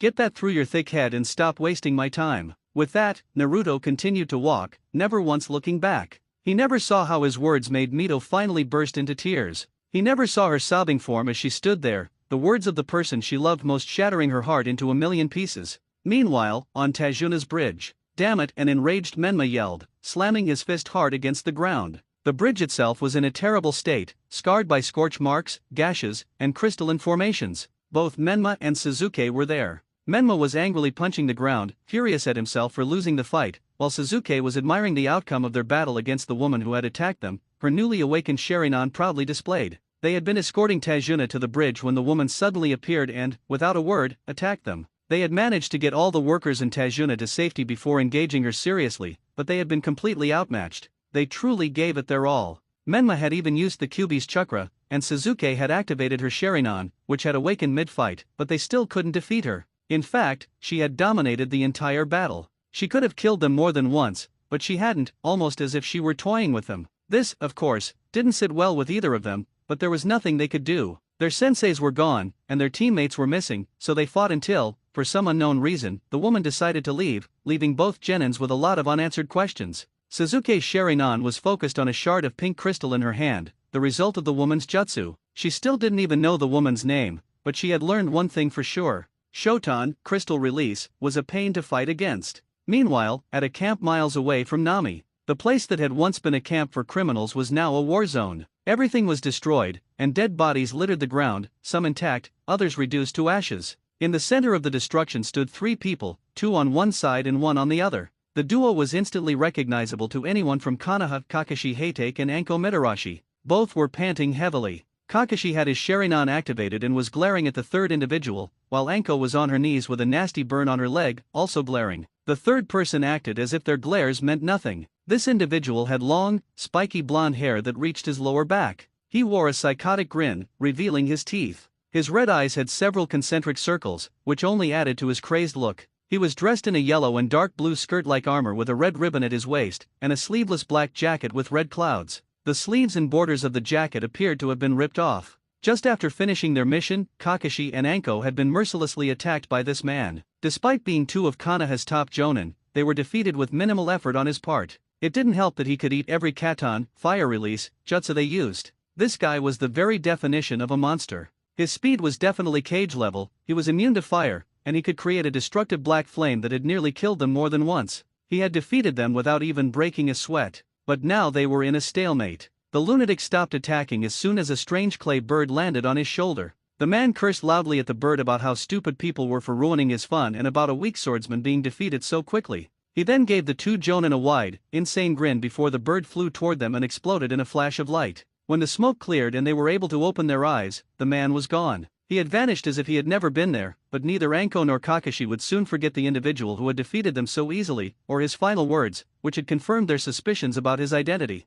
I hope next time you will be able to give me a proper challenge, or you too will die by the flames of a god. He was the S-rank criminal known as Zankro, the Hinokami, fire god. Black eyes snapped open, a blank stare directed at the night sky, the stars, and the treetops. The owner of those eyes could feel the ground beneath him, the distinct sensation of dirt and grass telling him he was lying on natural soil. He stood up, his black eyes scanning his surroundings. He was in a forest, that much was clear, but where exactly was this place? And what was he doing here? Hadn't he been killed by END? At that moment, all the memories of his meeting with the Shinigami came rushing back, causing him to stumble slightly. He ran his right hand over his face and jet black hair. He remembered everything now: the Shinigami's offer, his acceptance, his meeting with one of the Shinigami's servants, the task the god had given him, and the gifts he had received. His eyes fell on the back of his right palm, where the kanji for death was etched. A seal, he recalled, that the Shinigami had placed on him to control his powers. With this, he had lost the power over death that had once made him so feared.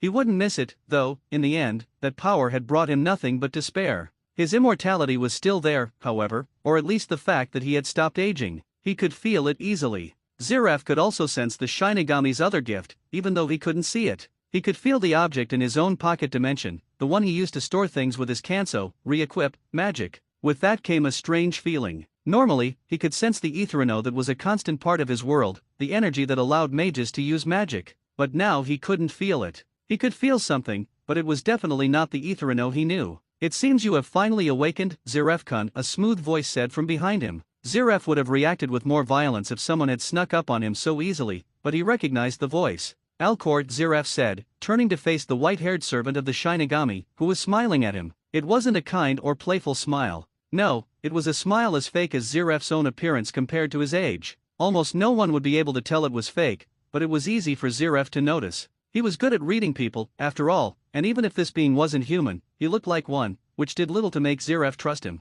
You must have a lot of questions, Zeref-kun, and don't worry, they will be answered soon. But right now, there's something you need to see, and we can't miss it, Alcor said, clapping his hands. The smile remained on his face, his eyes squinted as always. Zeref wanted to ask 100 questions, but he was in an unknown place with his most powerful ability sealed. He decided to just go with the flow for now. Zeref was someone who preferred to act rather than react, but right now, he truly felt like a fish out of water. Without another word, Alcor actually flew to the top of a tree and gestured for Zeref to follow. The dark mage did, though in a less spectacular way, by simply jumping to the branch where Alcor was. It wasn't difficult, he just channeled some magic into his legs, and a jump like this was easy. He could fly, too, but he saw no need for it and believed Alcor was just showing off. The white-haired man continued to levitate, and the Dark Lord followed him. They traveled through the area Zeref had mentally named the forest until Alcor suddenly stopped and knelt on the tree branch. Zeref stopped on the same branch just before Alcor gestured for him to be quiet and watch. And watch he did. He saw it all. He saw a group of 3 men dragging a red-haired girl somewhere. He saw a blonde boy appear out of nowhere. He saw that boy defeat the 3 men with an impressive display of skill for someone his age, especially his speed. He saw the blonde boy comfort the girl and then carry her back the way they had come. Throughout the entire event, Zeref's face remained blank. He didn't know if he was supposed to care about any of this, so he simply watched with Alcor, who seemed quite amused by the whole thing. A thought then entered Zeref's head, and a question escaped his lips. Is one of them the one I have to train? Zeref asked, getting straight to the point. His black eyes now looked at Alcor, who let out an amused chuckle, his red eyes meeting Zeref's. Zeref knew why he had been brought here. He had accepted the Shinigami's mission, which was quite simple, actually. Apparently, a catastrophe was going to happen in this world, one on the same scale as his most powerful creation END. He had to train someone who would be able to stop it. The mere thought of his creation brought a deep sense of shame and regret to Zeref's heart. How could he have created something like END? Something so inhuman, so destructive, so evil? How could he have allowed his hatred to blind him so much? He had let his hatred for his world consume him. The world had rejected him for something he had no control over, so he had rejected the world. He had brought despair to the world that wanted him dead, and he had felt nothing while doing it. But now, he felt nothing but self-loathing. He had become the very monster people said he was. He had killed in cold blood, created monsters of nightmares, and destroyed lives. He had even betrayed the only person who had never seen him as a monster. The Dark Mage had no excuse. Even if he wasn't the one who had brought destruction to his world, his creation had. And it was END himself who had ended his life. Zeref had been more than ready to accept death. He believed it was the only fitting end for him. It was quite poetic, being killed by the creation he made to destroy mankind. But now he had been offered a second chance. Zeref didn't know if completing the Shinigami's task would truly erase all the self-hatred he felt, but at this point, he would do anything to atone for his sins. He didn't know if helping this world would be enough, but it was a start. No, they aren't, Zeref-kun. They are important, but it's my job to keep an eye on them, not yours. Your little task will take some time to begin, Alcor answered, receiving a small nod from the Dark Mage. The Shinigami had explained Alcor's role to him. He was being sent to another world, and Alcor would be his link to the Shinigami while he was there. Essentially, Alcor was the messenger between him and the Shinigami.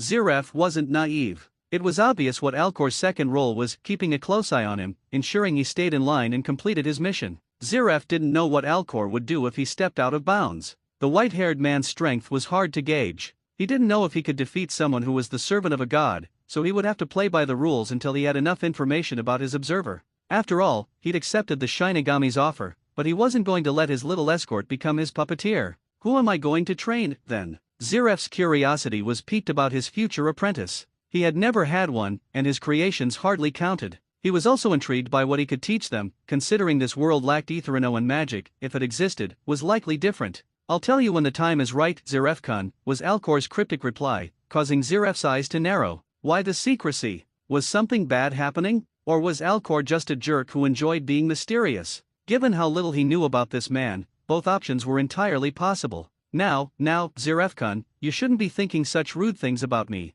That's not the start of a healthy relationship, is it? The white-haired man continued, apparently sensing Zeref's thoughts. His fake smile widened, and his eyes darkened. These things put Zeref on edge instantly, but he wasn't ready for the sharp pain that shot from his right hand and spread through his entire body. Zeref nearly fell from the branch he was kneeling on. He hadn't felt this much pain in a long time. For a powerful dark mage, pain was an uncommon sensation, let alone at this intensity. He literally felt 1,000 knives stabbing his body. His insides were burning, and only his training prevented him from screaming. Just as quickly as it started, it ended. It felt like hours to Zeref, but in reality, it only lasted for a few seconds. The dark mage was on his knees, panting, and when he looked up, he could clearly see the excitement in Alcor's eyes. He wasn't even trying to hide it. Now let's get one thing straight, Zeref-kun, just to avoid any future difficulties, Alcor said, tilting his head and speaking to Zeref as if he were a small child. You caused a lot of problems for my lord when your little creation destroyed your world. I don't like that.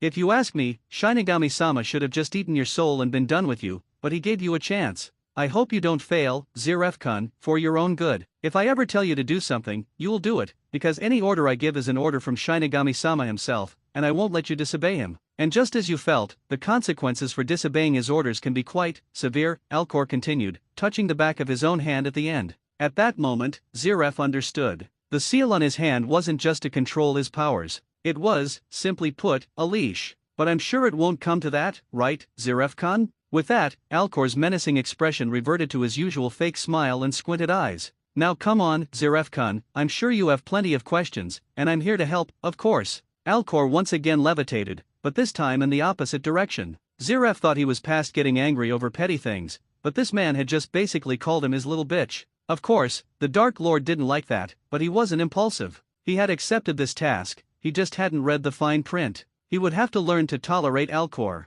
At least for now. He fully intended to complete his task, but he wasn't going to let this man, or his god, treat him like a dog. Even though a big part of him felt he deserved worse for what he'd done, he still didn't like being bent to another's will. He would have to examine the seal on his hand closely from now on. Who knew? He might find a way to sever the connection between Alcor and him. He knew it was unlikely, but he could always hope. Pushing his thoughts aside, Zeref had no choice but to follow Alcor. He didn't know where the white-haired man was leading him, but Zeref already felt a strong dislike for him. Even ignoring the brief torture he'd just suffered, something about Alcor put him on edge. Once again, he would have to learn to live with it. After all, he was now trapped with him. And with that, the two beings from another world vanished into the night, heading in the opposite direction from the village known as Konoha. The beginning of a journey. Some people would call it that, but for Zeref, it was something else. It was his path to personal redemption. Meanwhile, in another dark void, much like the one where Zeref met the Shinigami, sat a throne. This throne was fit for nothing less than a king. It was primarily crimson with small black gems covering it. At the back, a strange symbol looked like two black wings with a crown above them. The throne wasn't the most eye-catching thing in this void, though. That title was reserved for the handsome man sitting cross-legged on it, a cup of wine in his right hand and a chess piece, which held his attention, in his left. This man was the very definition of a handsome gentleman. He had refined, aristocratic features. He had pale skin, shoulder-length blonde hair combed back, and mismatched eyes, one blue and one red, and a charming smile that would make any woman swoon or become a blushing, stuttering mess. His clothing was simple yet elegant, a violet business suit with matching pants, black shoes, and a yellow tie. The man's appearance wasn't the only thing that stood out. His presence was one that no human could ever replicate.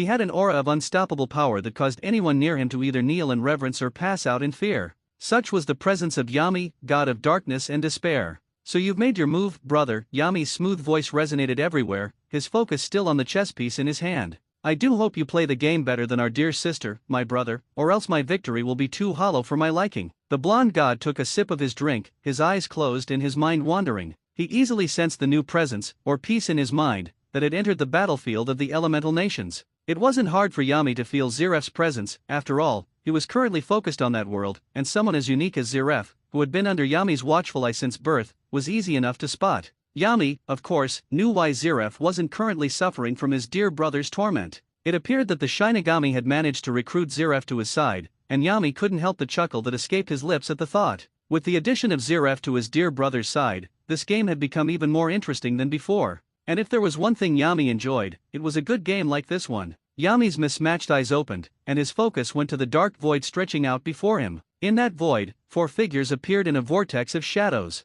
As the vortex vanished, Yami got a good look at some of the beings bound to him. The first being, on the right, was a man with grayish-brown skin, with parts of his body, including his face, covered in white. The man's body was covered by a red cloak with a hood, but his legs, hands, face, and yellow eyes were easily visible. This being was known as Neburos. To the far left was an old man with red skin and a long white beard that reached the middle of his chest, with more hair growing from the sides of his head, leaving the top bald. This old man wore only a blue tunic that covered his entire body. This being was known as Agars. In the middle of these two was a third figure, much more inhuman than the others. For starters, he was much bigger, easily towering over everyone else. His appearance was also quite cartoonish compared to everyone else's. His body was completely black, around his neck was a pointy, purple collar. On top of his big, round head was something like a hat with pointy ears, also purple. He had big red eyes and a wide grin that showed nothing but 2 fangs. This strange being was known as Black Frost. The last person was, in fact, a little girl, who was sitting on Black Frost's head. This young girl appeared to be 10 years old and had shoulder-length blonde hair, pale skin, and a blue dress that reached her knees. Her eyes were golden, and she had a small smile on her face. This young girl was known as Alice. As soon as they appeared, Neburos, Agars, and Black Frost knelt before their leader, Black Frost being slower due to his height. Alice didn't even bother to climb down from Black Frost's head and simply waved at Yami, a gesture he returned with one of his own smiles. "You called for us, master?" Neburos asked, his gaze low. Agars and Black Frost did the same, but Alice acted as if there was no problem in the world and just waved her hand at Yami. "Indeed, I did," and in the blink of an eye, an actual chessboard appeared in front of Yami. The board's pieces were already set, with one side having black pieces and the other red. A few pieces were missing, though. To be precise, both kings were missing, and the black side was missing its queen. "It seems my dear brother has already started to make his move," Yami continued, carefully placing the chess piece he had in his hand, a black queen, where it belonged on the board. "And he has recruited the help of none other than dear Zeref. Do you need us to deal with Zeref, master?" Agars asked in a deep voice. Of course, almost every one of Yami's servants knew about Zeref and E.N.D, as they were some of their master's most ambitious projects. Upon hearing this, Yami let out another amused chuckle, his cup of wine vanishing from his hand, which he then used to rest his face on. "There's no need for that. I'm, in fact, curious about what Zeref will do now that he's a part of this little game. Besides, if I wanted Zeref to be dealt with, I would send him, not you. After all, more than anyone, I know young Zeref's power, and any of you here would be hard-pressed to fight him. If he goes all out, that is." Both Agars and Neburos just nodded their heads. After all, if their master said so, it must be true. "Mao, when am I going to see Unai-chan? He's been gone for too long," a pouting Alice complained, using her hands to pull on the ears of Black Frost's head, making the giant monster sweat a little. "Alice-chan, that hurts." Black Frost whined, his voice perfectly matching his cartoonish appearance. The giant being tried to reach the young girl with his hands, but they just couldn't reach the top of his head where Alice was pulling his ears. Yami let out another chuckle before answering, "I'm sorry, my dear Alice, but your Unai-chan is doing an important task right now. Why don't you play with Neburos until he finishes his task? I'm sure he wouldn't mind, right, Neburos?" The red-clad man couldn't help but flinch at hearing that. He, like many others, had had the horrible pleasure of being Alice's playmate. Such a terrible experience should never be repeated, in Neburos's opinion. To this day, he still couldn't understand how his captain and Yami's right-hand man could tolerate the blonde brat so easily. Simply put, it was only thanks to Neburos's necromantic abilities that he was still alive. "Why yes, of course, master," Neburos answered, and from the corner of his eye, he could see the way too innocent smile Alice was now giving him. It made him shudder, knowing that if he only died once while playing with her, it would be a miracle. Perfect. In that case, please go and do what you were doing. I'll call you once I need your input on this matter. The amusement in Yami's voice was not missed. Hi, he-hoo, bye-bye. And with that, the four figures disappeared, leaving Yami alone once again in the dark void. The blonde god's attention easily returned to the chessboard, his eyes shining with curiosity and intrigue. What's your plan, brother? Yami wondered, feeling a rush of excitement as this was the first time he would have a personal game against his brother and not his sister. I wonder how this will end. After all, I still don't have my most important piece on the battlefield, but you don't have yours either, do you, brother? No, of course you don't. Zeref might be important, but he's not your ace. But then, who is it? Yami's charming smile suddenly turned predatory, and his mismatched eyes shone with nothing but contempt. Without warning, the chessboard was consumed by crimson flames until not even ashes remained. Then another chess piece, this time a red king, appeared in Yami's left hand, and the god's eyes gleamed with no small amount of anticipation. It won't matter, though. You can bring armies if you want, my dear brother, but whatever you're planning will fail. A dark red aura enveloped Yami's form, a result of his excitement. He couldn't help it, though. Every time he thought about feeling that again, it brought him no small amount of excitement. He had never felt something so wonderful in his long life, and now he craved it. Despair was his food, and now he wanted the main course once again. Yes, E.N.D will rise once again. Yami closed his eyes and took some calming breaths. He always had this little problem. He couldn't help it, especially now that his plan was so close to becoming a reality. And once it became a reality, no one would be able to stop him. Not even his dear brother and sister. Yes, he would bathe in the despair that slaying his fellow gods would bring. But sadly, for now, he could do nothing but observe and wait until his most loyal servant completed his task. Oh boy, and here I was starting to think you weren't pathetic, Zabuza-chan, but now I see that you and being weak are a couple, aren't you? A smirking Zankro said, his red eyes, which showed a good amount of craziness, staring directly at the lying form of Zabuza Mamakai, who was being tended to by Haku because the wounds he'd gotten in his fight against Naruto were not pretty. Why don't you go and fuck yourself with a knife until you die, you piece of trash? An angry Zabuza snarled, truly not tolerating Zankro's taunts, even though this was far from the first time he'd said things like that. Beside the bed, the normally calm and peaceful Haku was actually glaring at Zankro with a great deal of dislike. It was, after all, very difficult not to dislike the man. Zankro, however, seemed to take all of it in stride, not really caring at all. With his smirk still on his face, he easily grabbed what was left of Zabuza's sword, the hilt and half of the blade itself, from the table and began examining it with a finger on his chin. So let me get this straight, Zabuza-chan. First, our dear Zeref upgrades your toy here with some runes so that it can absorb magic. Then, he sends you to fight a little boy who has probably just started to notice girls, but then you go and actually lose to said boy, and he even broke your toy here, Zankro said, putting the sword away and shaking his head as he approached Zabuza's side. Then, he put a hand on the swordsman's shoulder and, with pity in his eyes, said, I'm sorry, my friend, but you have an incurable disease called being a weakling. I'm sorry to tell you that we'll have to put you down for good. Zabuza was filled with rage and was more than ready to get up and beat the now smirking Zankro, but a hand on his chest, courtesy of Haku, made him stop. The young girl was not happy, though, and she was more than ready to say some nasty things to Zankro if her glare was anything to go by, but before she could do that, Zankro raised his palm at her, stopping her in her tracks. Sorry, cutie pie, but if your next words are not some kind of sexual proposition, then I really don't care about them, Zankro said, making Haku's cheeks go red with both embarrassment and fury at his words. The young ice user was about to say what was on her mind, but she was stopped once again by another voice entering the room they were in. Zankro, that's enough. If you came here just for that, then either leave or shut up before I make you. The emotionless voice of Zeref resonated in the room. Zankro ended up in a staring contest with the Dark Mage, which ended with him just looking away with a TCH before moving to the side of the room without a word. The room they were in was quite simple and large, able to hold all of them with enough space to move freely. The room had few things, just a bed, where Zabuza was still lying and boring holes into Zankro's head, and a table, where Zabuza's broken Kubikaraibasho was. Zeref approached the bed, his black eyes looking directly into Zabuza's eyes. The swordsman didn't feel unnerved though, he was already used to his leader's lack of emotional display. Report, that was all Zeref needed to say for Zabuza to start describing his fight with Naruto with as much detail as he could. Both he and Haku had just arrived yesterday, and Zabuza's wounds were too severe for him to report to Zeref immediately, so they waited a day for him to wake up, which he had done a few hours ago.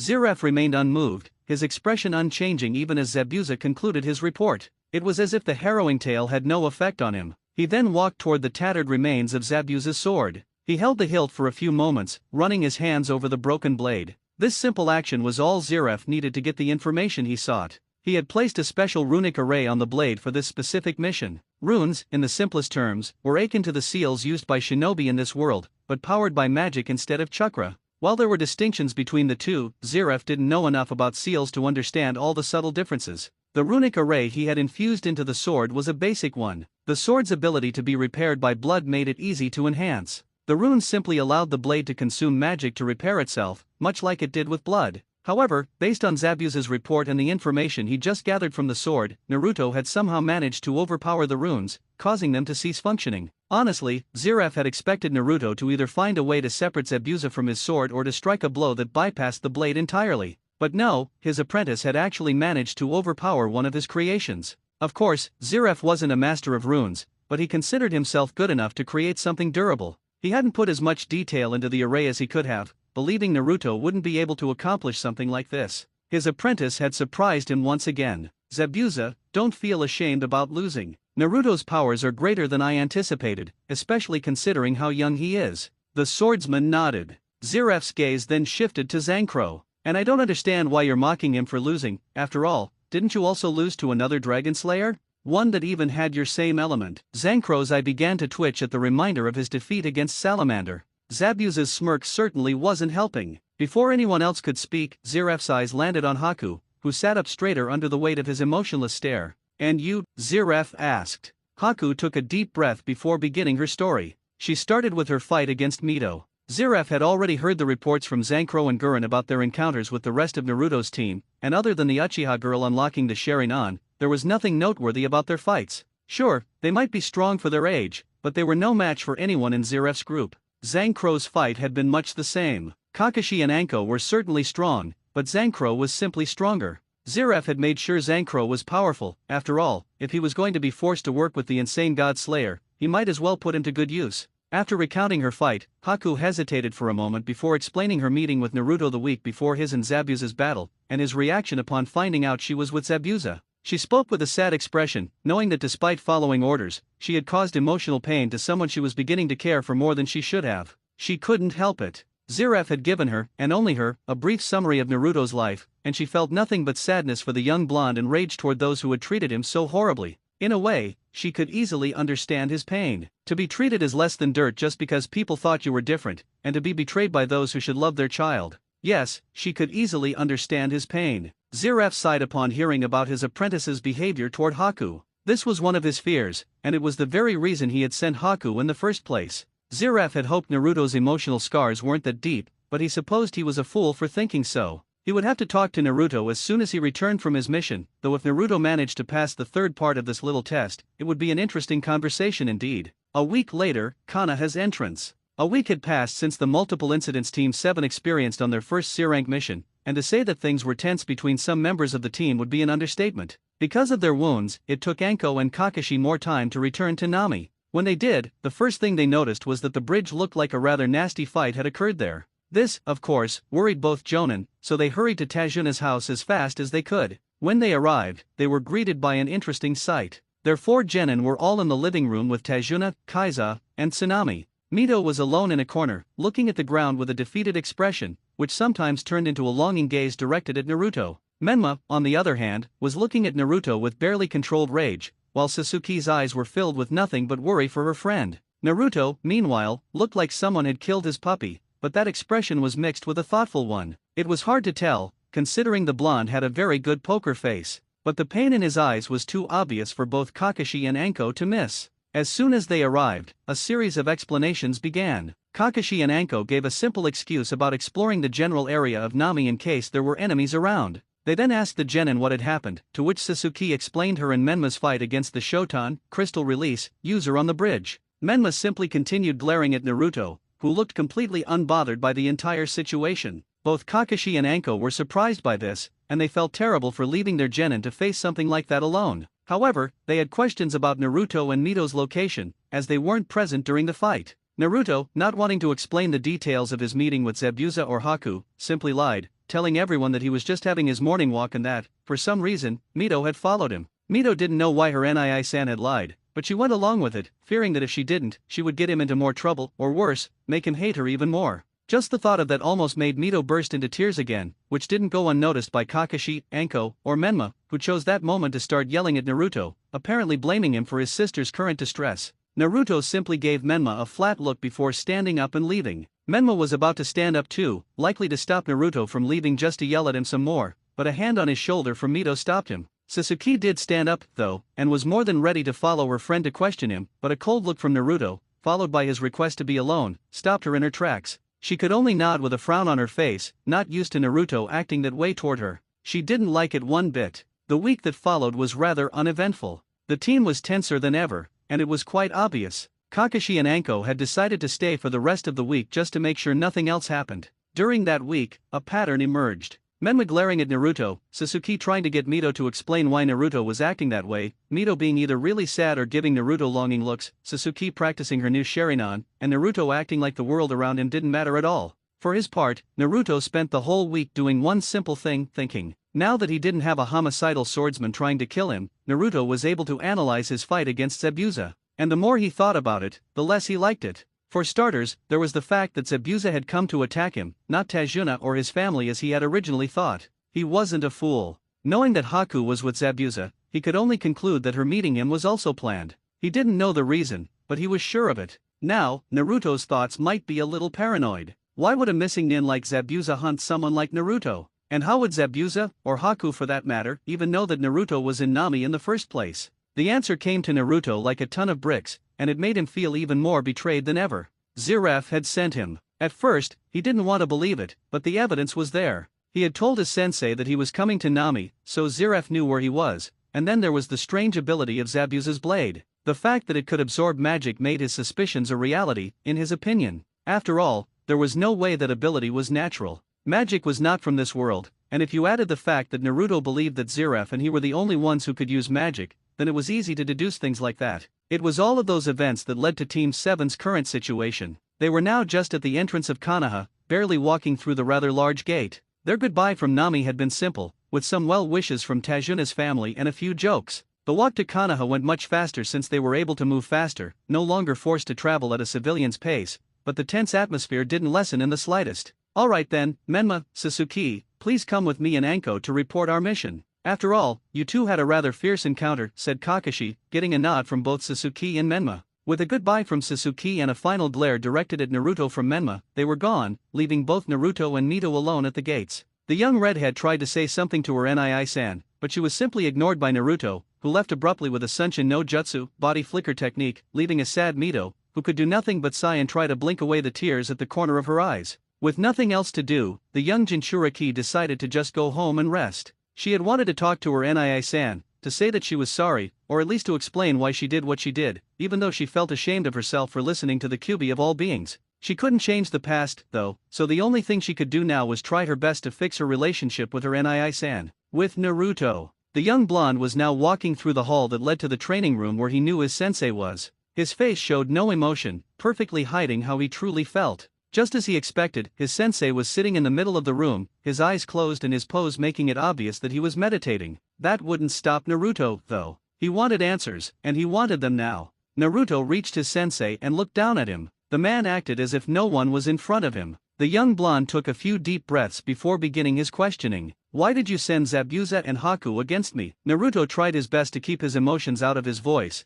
but he was sure a bit of anger had been in his tone. For his part, Zeref opened his eyes in an almost lazy way, reminding Naruto a little of Shikamaru. Ever so slowly, Zeref stood up and began dusting some non-existent dirt from his robes before looking directly at Naruto's eyes. Welcome back, Naruto. Did you enjoy your stay in Nami no Kuni, Wave Country? Zeref asked as if he was talking about the weather, making Naruto blink once, then twice, before gritting his teeth in frustration. What? Don't try to change the subject, sensei. Answer me, Naruto said, glaring at his sensei, though Zeref acted as if nothing was happening. You seem tense, Naruto. Did something happen in Nami? Zeref asked with a raised eyebrow, completely ignoring Naruto's questions. For his part, Naruto had to stop himself from sputtering in confusion at his sensei's behavior. What was he doing? Was his sensei just messing with him? Since when did he get a sense of humor anyway? Naruto was about to yell in frustration. Everything that had happened in Nami and his sensei's behavior was not helping the young blonde's self-control, but a sudden thought stopped him in his tracks.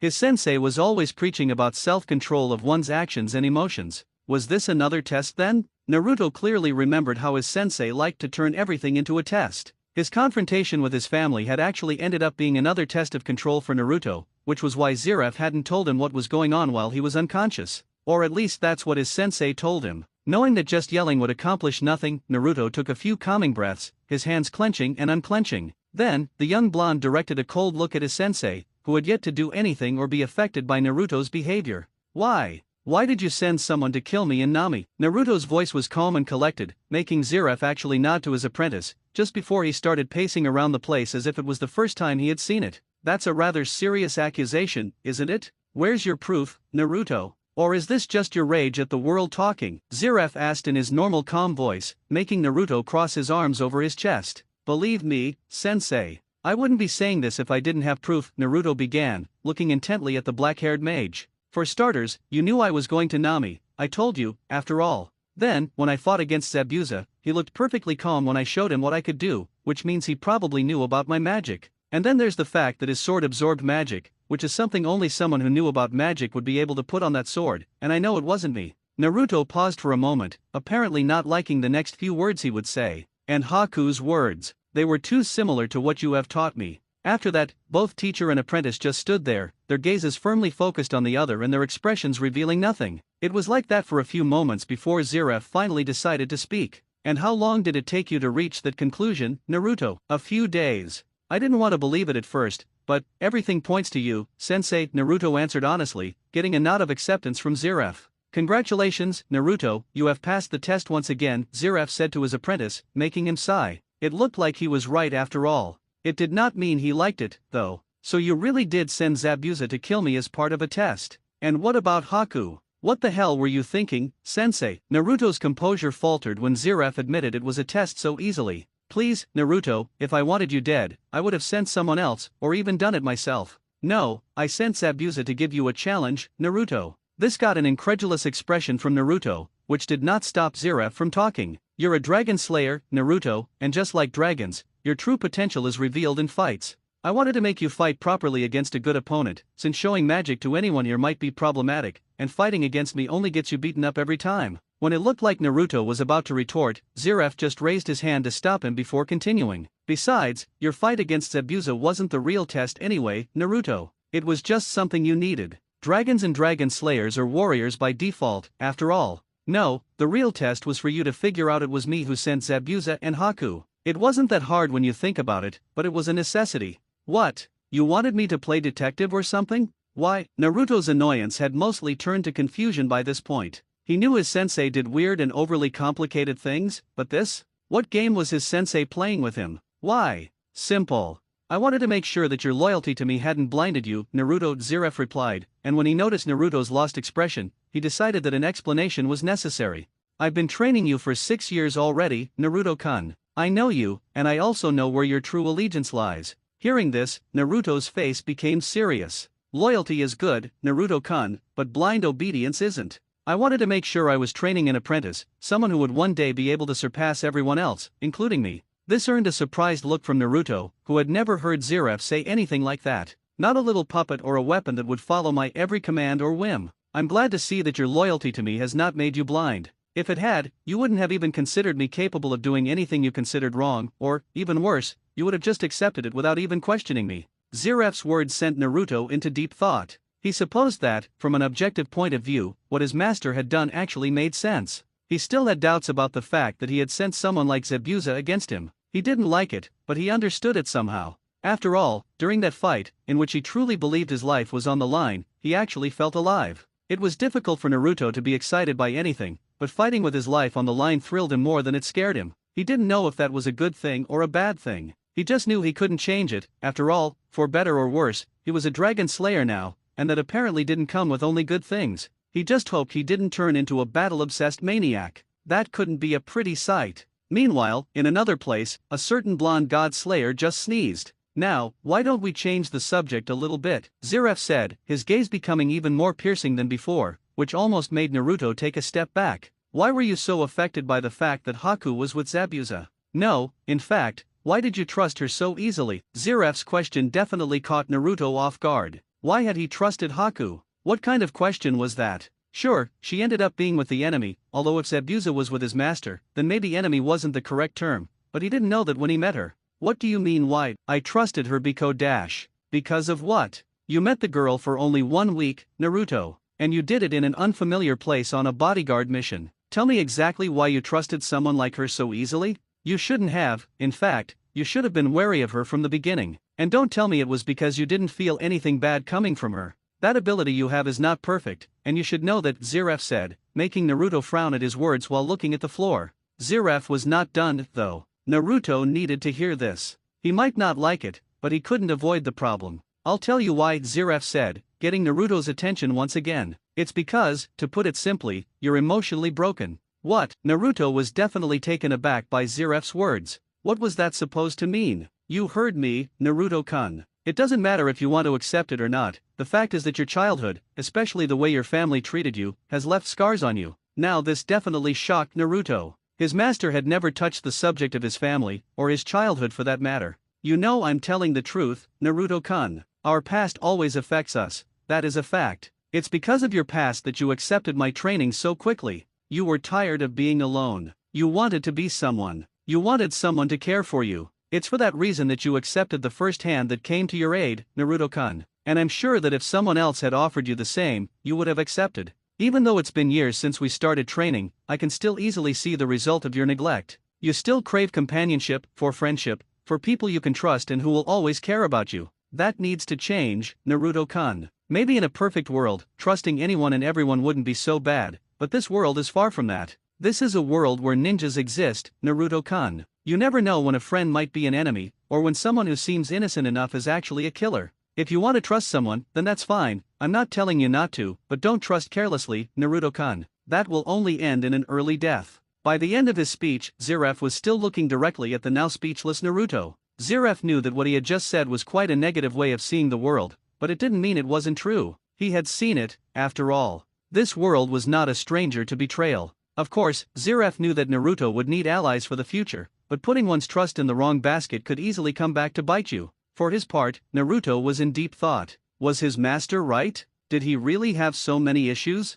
Naruto didn't like to admit it, but he knew that his family had left a void in his heart. One that Zeref, and later Sasuke, had been able to fill little by little. He might not like it, but he understood that his master was probably right. Maybe he was still craving people's acceptance. In his mind, he cursed his family once again. Naruto viewed this as a weakness, and if there was something he didn't like, it was to feel weak. His relationship with Sasuke crossed his mind at that moment. Could he really trust her? What if she betrayed him? Naruto quickly shook his head. He knew that Sasuke was trustworthy. She was his first real friend, for Kami's sake. If he couldn't trust her, then there was no one he could trust. Naruto vowed to talk to and apologize to Sasuke soon. He knew that he had acted rather rude to her because of the internal turmoil he had, but for him, that was no excuse. He still had some doubts, though, and now that things were being said, Naruto quickly took advantage of the opportunity. You never told me you had allies outside the village, Naruto said, trying and failing to mask his question. Zeref, for his part, just raised an eyebrow at this before answering. Everyone has secrets, Naruto-kun.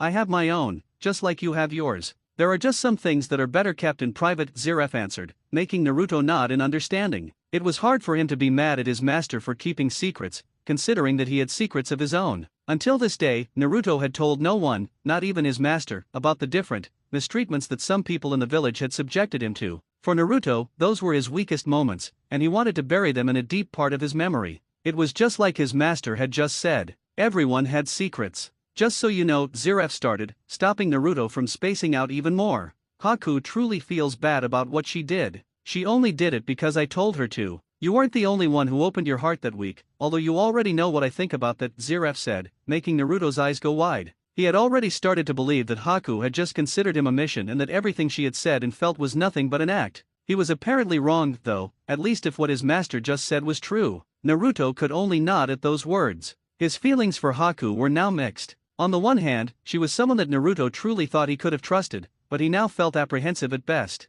He would have to sort that out first, so that if he ever met her again, he could do so with a clear head. Quite ironic, Naruto thought. His master had told him that to be truly strong, you needed people to care about and that in those bonds, real power was hidden, but now he had just told him not to trust carelessly and basically to be on his guard at all times. Quite the master he had, didn't he? Meanwhile, in the Uzumaki Namikaze residence, Kushina Uzumaki Namikaze was a worried mother. Never mind the fact that her relationship with one of her sons, Naruto, made her cry herself to sleep almost every night, or that the regret and shame she felt for her actions toward her elder son made her hate herself. No, right now, Kushina's worry was because of her eldest daughter, Mito. The young redhead had arrived early from her first C-rank mission, and Kushina couldn't have been happier for her daughter. When she asked where her two brothers were, she had just mumbled about reporting their mission before making a beeline toward her room. Mito's depressed state was not the only thing that had worried Kushina. The eldest redhead could easily tell that her daughter had been crying. For what reason, she didn't know, but she was determined to find out,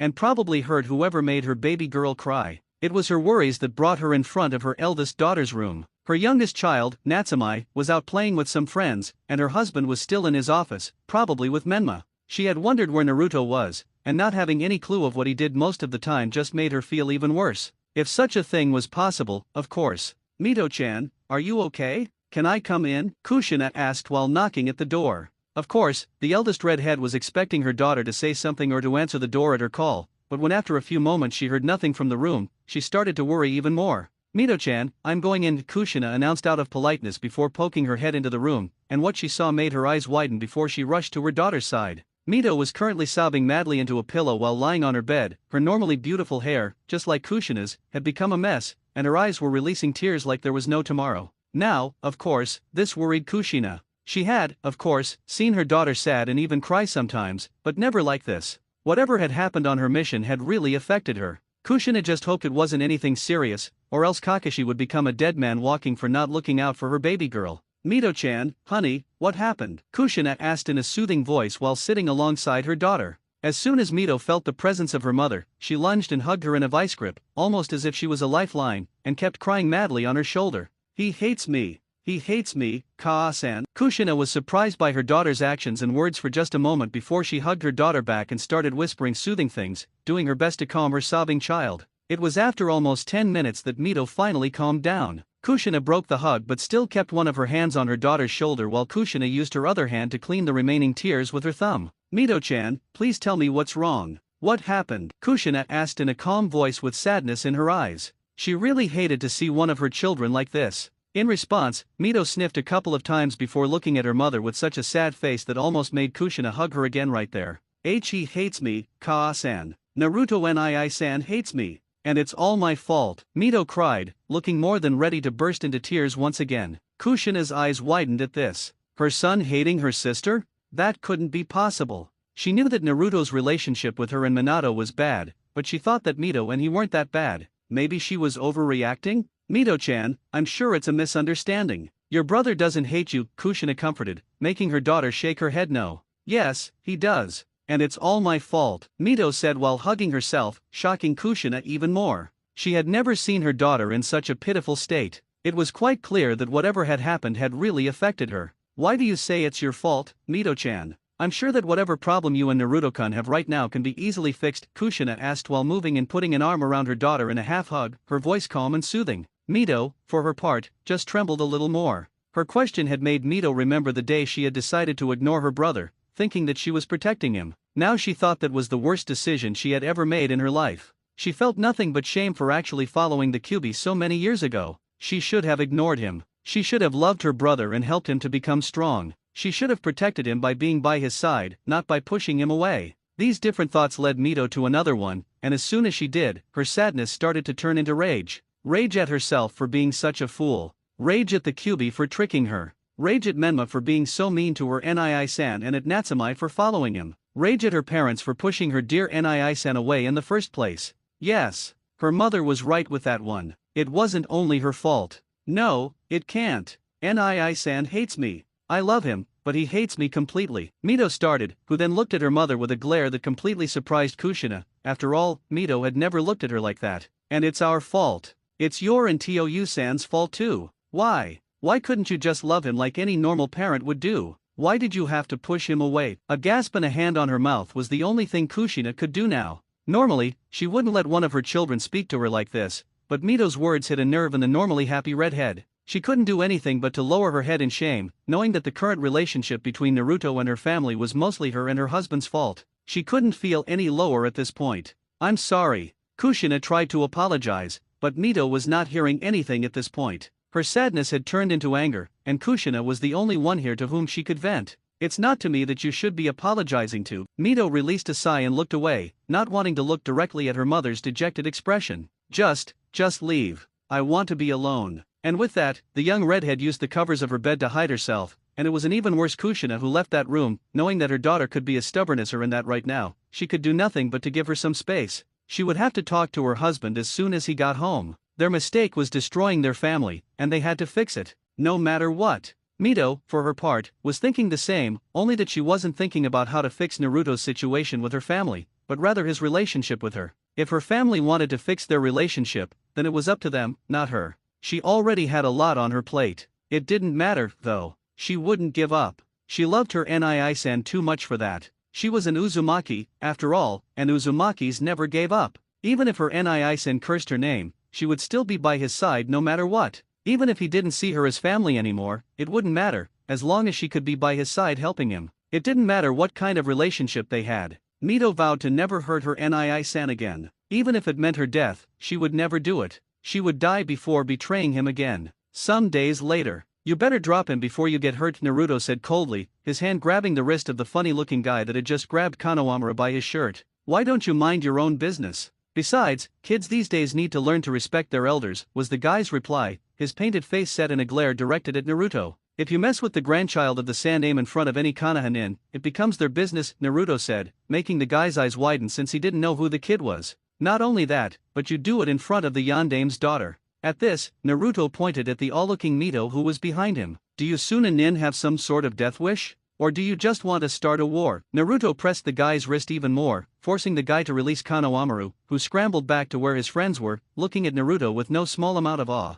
Naruto hadn't meant to get into a situation like this. It was only a mere coincidence and his need to stop a conflict before it started that brought him to this situation. Already finished with his training with his master, Zeref, for the day, and not having any kind of duty with his team, mostly because of the announced Chunin exam, which Kakashi and Anko had informed him and the rest of the team about a few days ago, Naruto simply went for a walk around the village. It wasn't something he did normally, but he started noticing teams from other villages coming to Konoha for the exams, so out of curiosity, Naruto simply decided to have a walk around the village, mostly to see if he found anyone interesting from another village. It was on his walk that he ended up hearing some yelling and curses. In curiosity, Naruto had taken cover in a tree branch, and there he was able to see the start of what could easily be a bad conflict. On one side, there were two kids he didn't know, alongside none other than Natsume and his former classmates Sakura Haruno and Ino Yamanaka. On the other side, there were three people who were definitely from another village, with one of them holding another boy by his shirt, and based on their attire, they were probably ninjas coming for the Chunin exams. The Suna group, identifiable by their forehead protectors, was comprised of one girl and two boys.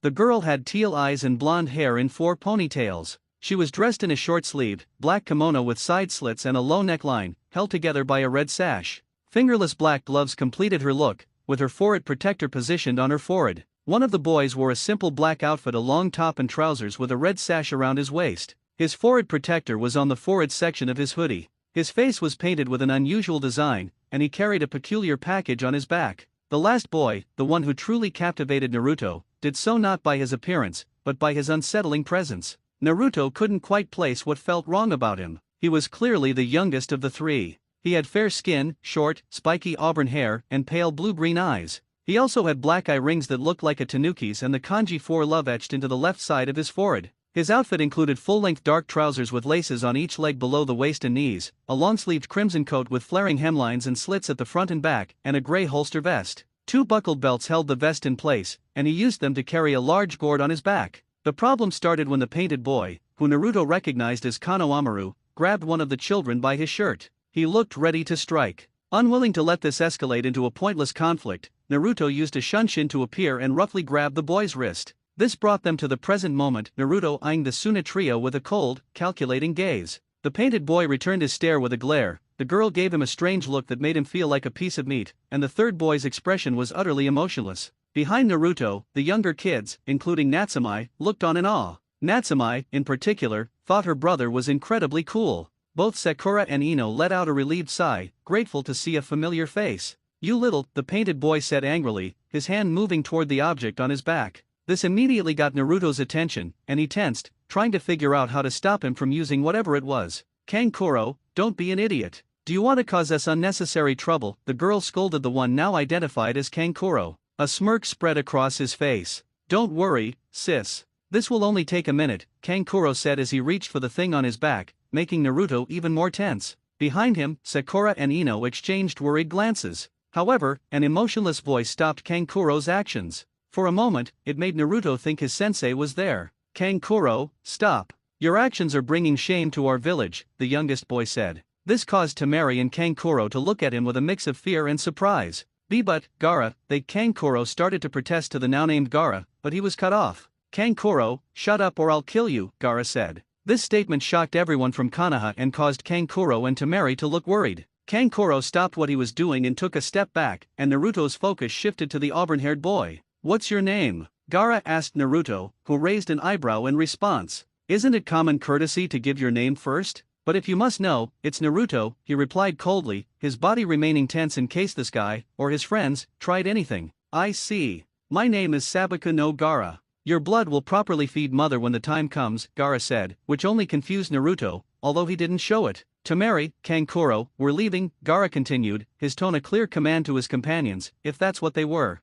The three Suna ninja turned and walked away. Kankuro shot one final glare at Naruto, while the girl offered some parting words. The name's Temari, handsome. Don't forget it, the girl said with a wink before following the other two. As soon as they were gone, Naruto let out a sigh of relief before turning and walking back to the group of kids, Sakura, and Ino. When he reached them, he was met with excited shouts of how cool he was from the younger kids. They then looked at Natsume with awe when she proudly claimed he was her awesome Unie-chan. Naruto, for his part, ignored the children and didn't even bother to say anything to Natsume, knowing it was useless at this point. Instead, his attention went to his two former classmates, who gave him grateful smiles. Thank you, Naruto-kun. Who knows what would have happened if you hadn't shown up? Ino said with a smile. Naruto simply shrugged. He hadn't meant to help that much, he just thought it was better to stop a conflict before it started. But why were Suna nin here? Sakura wondered aloud, which made Ino nod and Naruto blink. Didn't they know about the Chunin exams? The event was starting in a week.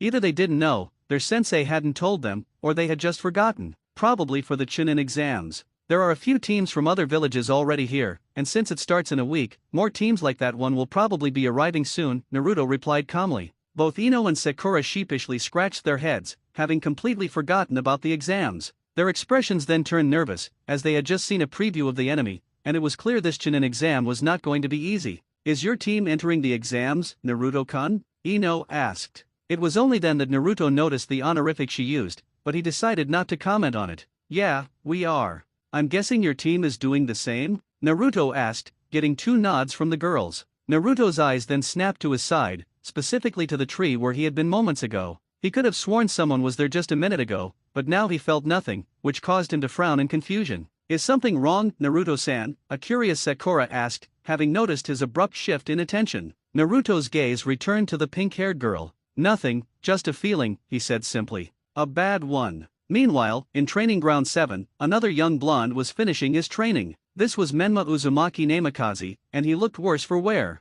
The young Jinchuriki had been training non-stop since he found out about the Chunin exams. He saw it as a chance to prove his strength, to show everyone, especially his parents, that he could become strong enough to be Hokage one day. It was also a chance to face strong opponents, like his sister, Mito. That annoying girl who was his teammate, Sasuke. Every ninja who would come from other villages, and his brother. Oh yes.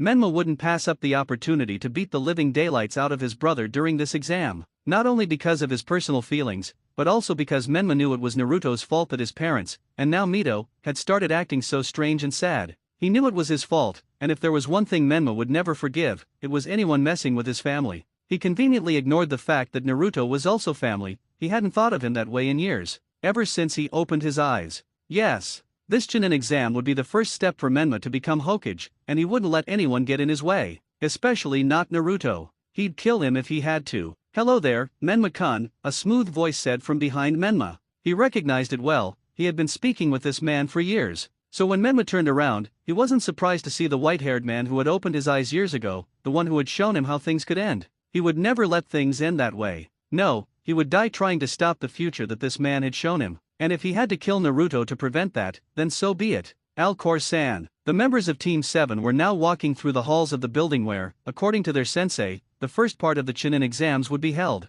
All four of them had accepted the invitation to enter the exams without a moment's hesitation. This was their chance not only to prove themselves, but also to face people from other villages. And even though Naruto appeared disinterested in the whole affair, unlike Menma and Sasuke, whose excitement was obvious, the blonde was secretly thrilled. It was an opportunity to test himself and prove to everyone that he was no longer the hopeless boy he used to be. After a few minutes of walking, Team 7 came across an interesting sight. A large group of other genin was trying to get through a door guarded by two guys. The situation grew more chaotic when a boy, dressed in an impressive amount of green, was hit by one of the guards. As soon as he hit the floor, a girl, who Naruto guessed was on his team, knelt down to help him. The reason for the situation became clear when Naruto saw the number on the door, 301. Naruto knew the first part of the exam was in room 301, but this was not the third floor. All the other rooms on this floor had numbers in the 200s. Genjutsu, Naruto thought, looking at the scene with suspicion. This was a clever way to filter out those who couldn't even see through a simple trick. Naruto wasn't the only one on his team who saw it. It became obvious when both Menma and Sasuke took a step forward.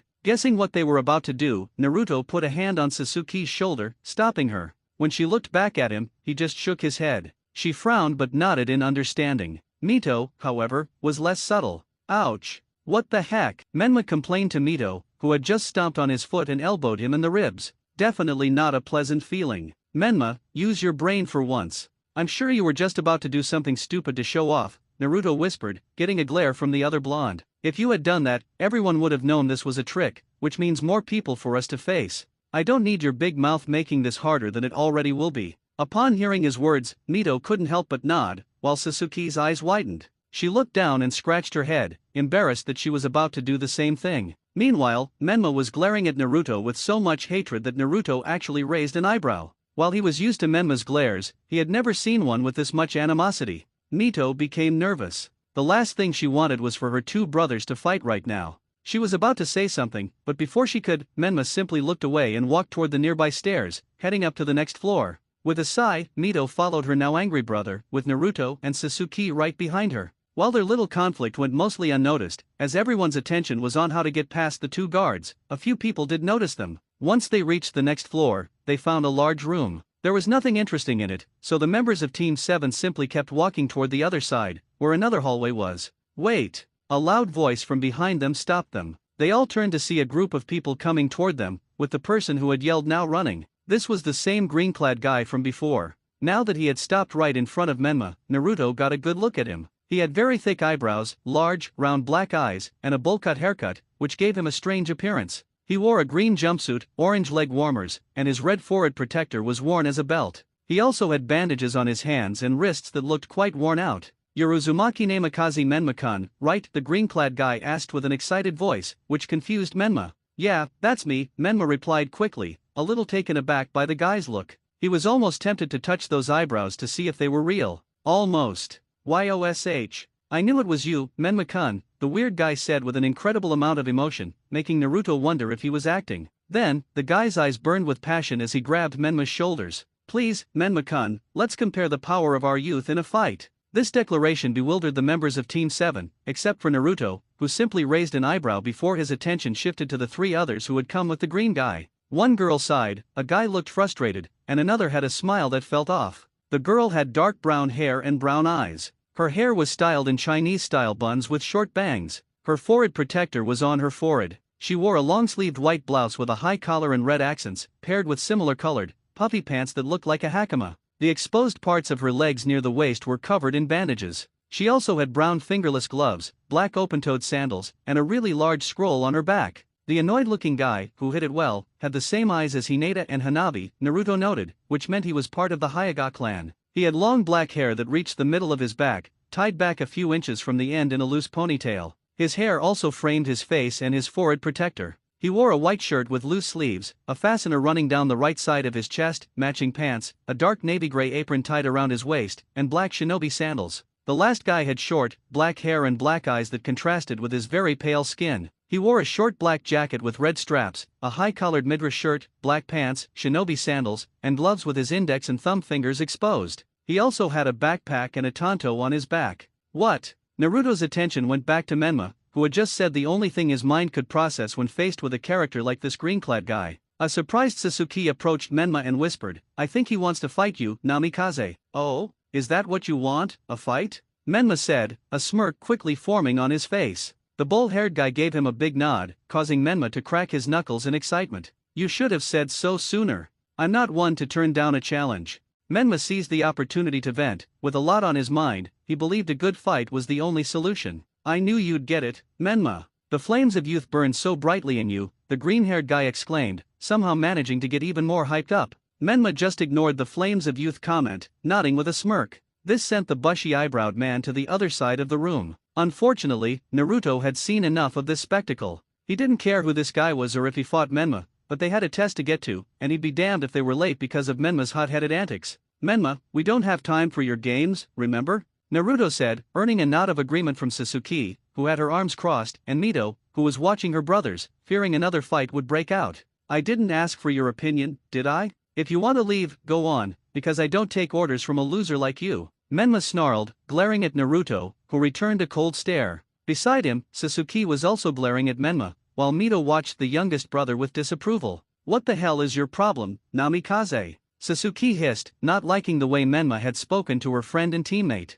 Menma ignored her and focused on the stretching, bushy-eyebrowed individual, whose 3 teammates stood behind him. Sasuke hated being ignored like that, especially by Namikaze. She was about to demand answers, and probably hit him on the head, but Naruto's hand on her shoulder stopped her. This is a waste of time, and he's too thick-headed to change his mind. Mito, you stay and make sure the idiot doesn't get too hurt, we might still need him for the test. Sasuke, come with me, there's something I need to tell you, Naruto instructed, and both Mito and Sasuke nodded, though Sasuke's expression was confused. She had no idea what Naruto wanted to say. Mito was a little disappointed. She had planned to talk to her brother before the first task, and now that Menma was acting like an idiot, she thought she'd have her chance. But it disappeared as soon as her older brother told her to stay. She also felt a pang of jealousy about Naruto and Sasuke's close relationship, though she tried her best to hide it. Naruto and Sasuke left the area and walked down a new hallway. They kept going until they reached the end, where a large door was marked with the number 301. Naruto turned to face Sasuke, who was looking at him with a raised eyebrow.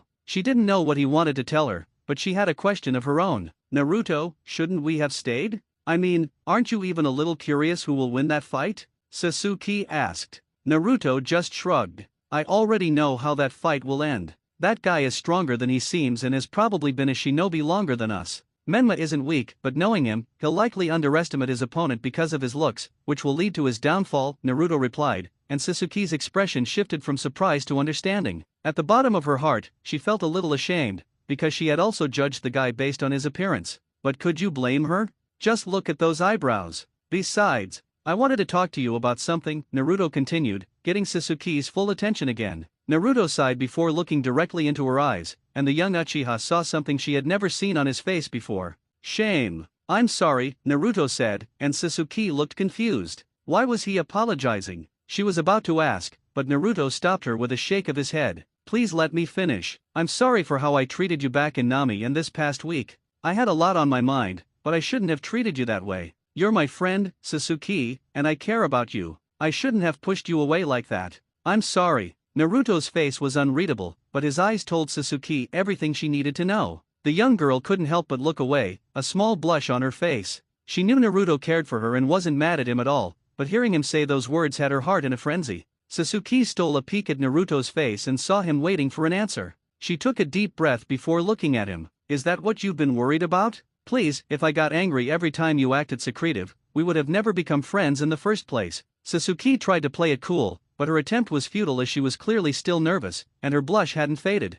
Suddenly, an idea popped into the young girl's head, and before she could think it over, she blurted it out. But if you really feel bad, I guess you can make it up to me after the exams. Her blush intensified, and the blonde's eyebrow shot up. What do you have in mind? Naruto asked. Well, Sasuke began, playing with her hair nervously, trying to sound casual. I guess you could pay for my meals for a whole week, or you could help me train, or you could just spend more time with me. She whispered the last part, but Naruto heard it easily. Now Sasuke was truly embarrassed. She didn't know why she had said those things and was now scared of Naruto's response. She was obviously overreacting, but while Sasuke was confident in her skills as a kunoichi, her confidence always wavered when it came to things like this. Naruto's next words certainly didn't help at all. If you wanted to spend time with me, you should have just said so. You know I always have time for you, Sasuke, Naruto said, tilting his head slightly, completely oblivious to the effect of his words on Sasuke, who thought he hadn't heard her last comment. Sasuke's face turned as red as a ripe tomato. Naruto's words hit home, and her embarrassment brought on a change of attitude that Naruto had come to expect.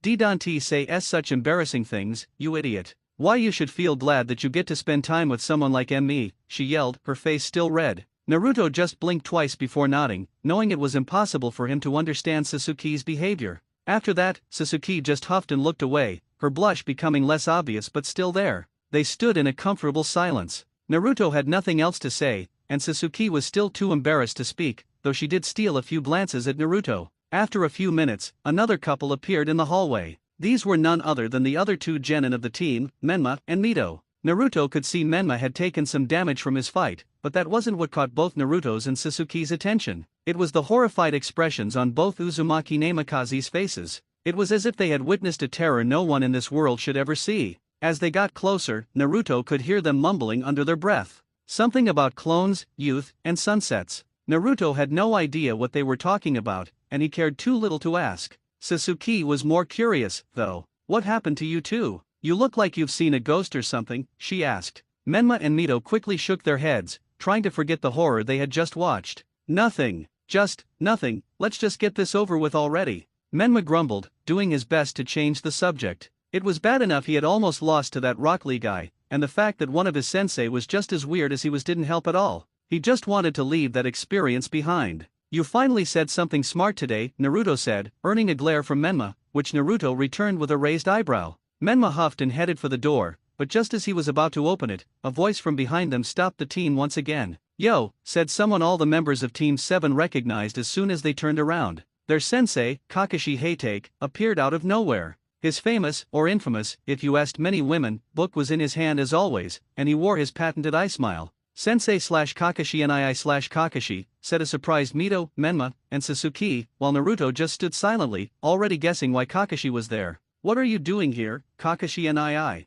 Menma asked. Oh well, I was just passing by and decided to give my cute little genin some final words before they go and make both Anko and me proud, Kakashi replied, getting nods and a grin from Menma. This, however, raised another question. Where's Anko-sensei? Mito asked, looking around as if expecting Anko to pop out of nowhere, which she might. Anko just had to do some stuff. Don't worry, I'm sure you'll see her soon. Kakashi's answer got Naruto's attention, but he decided to save that tidbit for later. The silver-haired man then coughed lightly, getting the genin's attention again. Now, Anko and I wouldn't have given you the option to participate if we didn't feel you guys were ready. I'm sure I'm speaking for both of us when I say we know you're going to make us proud. Never let your guard down, and don't forget to trust your teammates, Kakashi stated, and all the genin nodded. Kakashi couldn't help but look at them with pride, but when his gaze fell on Naruto, a pang of remorse and shame once again made itself present in his heart. He had tried to make amends with his sensei's eldest son and connect with him as he did with Menma, but every time he tried, Naruto just found a way to escape those moments.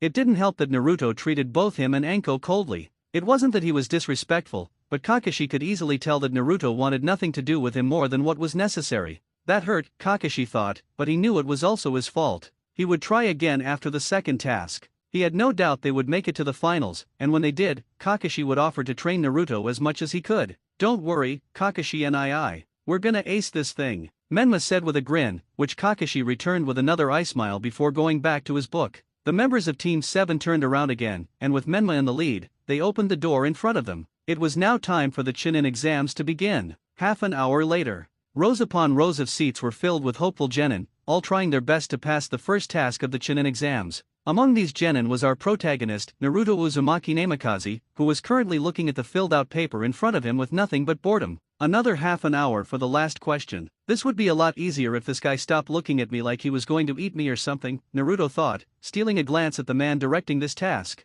Just like since the task started, he was met with a focused gaze from the pale Sunin known as Orochimaru. This task had started half an hour ago, and its goal was simple, to get a good score on a written test. In theory, it was simple enough, but there was more than one thing that made this task quite difficult. The first was the multiple rules that could easily be used to screw you over. Naruto stole a peek at the multiple Chunin who were watching all the genin with rapt attention. If one of them even caught a glimpse of you cheating, they would deduct points from your test. And of course, if you ran out of points, you and your team were out. Another thing was the questions themselves. They were way too hard for a normal genin, and Naruto knew that very few people here could actually answer them without cheating. He had easily noticed that Shikamaru was probably one of these people, but that he was so lazy he would likely fall asleep before answering. And Naruto himself was one of these individuals. Zeref had, of course, made sure he was strong in both mind and body. That, combined with his liking for books, made Naruto able to answer 7 out of the 9 questions on the test. It also helped that a couple of them were about battlefield strategies, something Naruto felt comfortable with.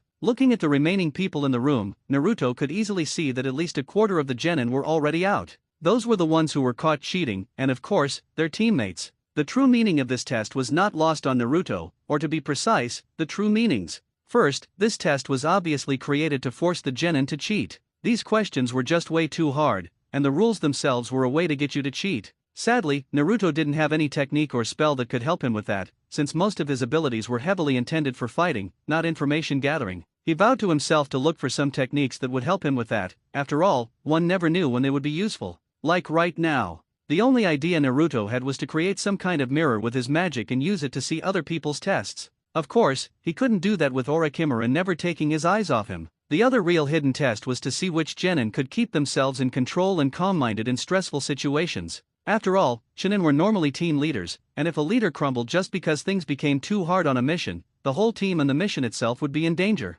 Naruto's eyes snapped back to his leg, where a small snake was starting to coil around it. It was this factor of the test that made Naruto understand the whole keeping a calm mind idea. Since the beginning of the test, the one directing it, none other than Orochimaru the snake summoner himself, had summoned at least a dozen snakes. The little fellows would start to wander around the room and begin to hiss or coil around the genin. They were harmless, unless, of course, you reacted to them. More than once, a genin had jumped or tried to hit the snakes, only to get bitten by them and then disqualified from the test, along with their teammates. This was a clever way to add even more stress to an already stressful situation, Naruto thought. Of course, he didn't have any problem with the snakes themselves. No, it was their summoner that had Naruto more than a little nervous. Ever since the test started, this man, Orochimaru, had kept his attention fully on Naruto. He wasn't even trying to hide it. He just stared directly at Naruto for the last half hour as if he held the meaning of the universe or something. To be honest, it put Naruto more than a little on guard, as he couldn't think of any reason for someone like Orochimaru to have such a strong interest in him. He had simply decided to ignore him. After all, calling him out would just cause unnecessary trouble.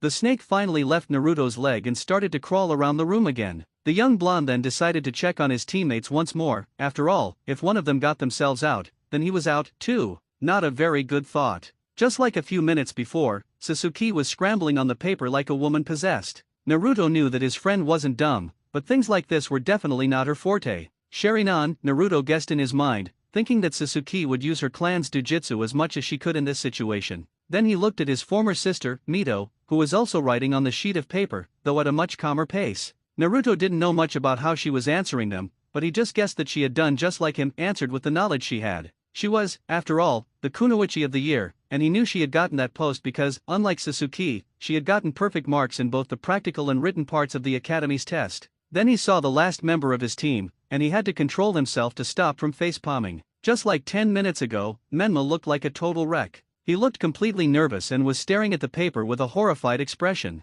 Naruto didn't have to think too much to figure out that Menma had probably written nonsense on his test. The boy was definitely not one for this kind of thing. In fact, Naruto was surprised that Menma hadn't been caught cheating or done something stupid with the snakes. Naruto hoped that the last question, which would be revealed a few minutes before the end, was easy enough for someone like Menma. Because if it wasn't, then it didn't matter if he, Mito, and Sasuke got perfect scores, Menma would still get them expelled from this test. He just hoped, for Menma's sake, that it didn't come to that, or Konoha would have to find another Jinchuriki soon. With no other option, Naruto began to scan for the other genin who had captured his interest. While he could easily spot the genin who had graduated alongside him and the other Konoha squads, it wasn't their presence that held his gaze, but the various teams from outside the village. He quickly noticed the team from Suna he had encountered earlier. They all appeared quite calm, and Naruto tried to deduce how they were solving the test. He suspected Kankuro's trip to the bathroom was involved, but beyond that, he was completely at a loss. Next, his attention shifted to a team from Kumagakure no Sato, village hidden by clouds.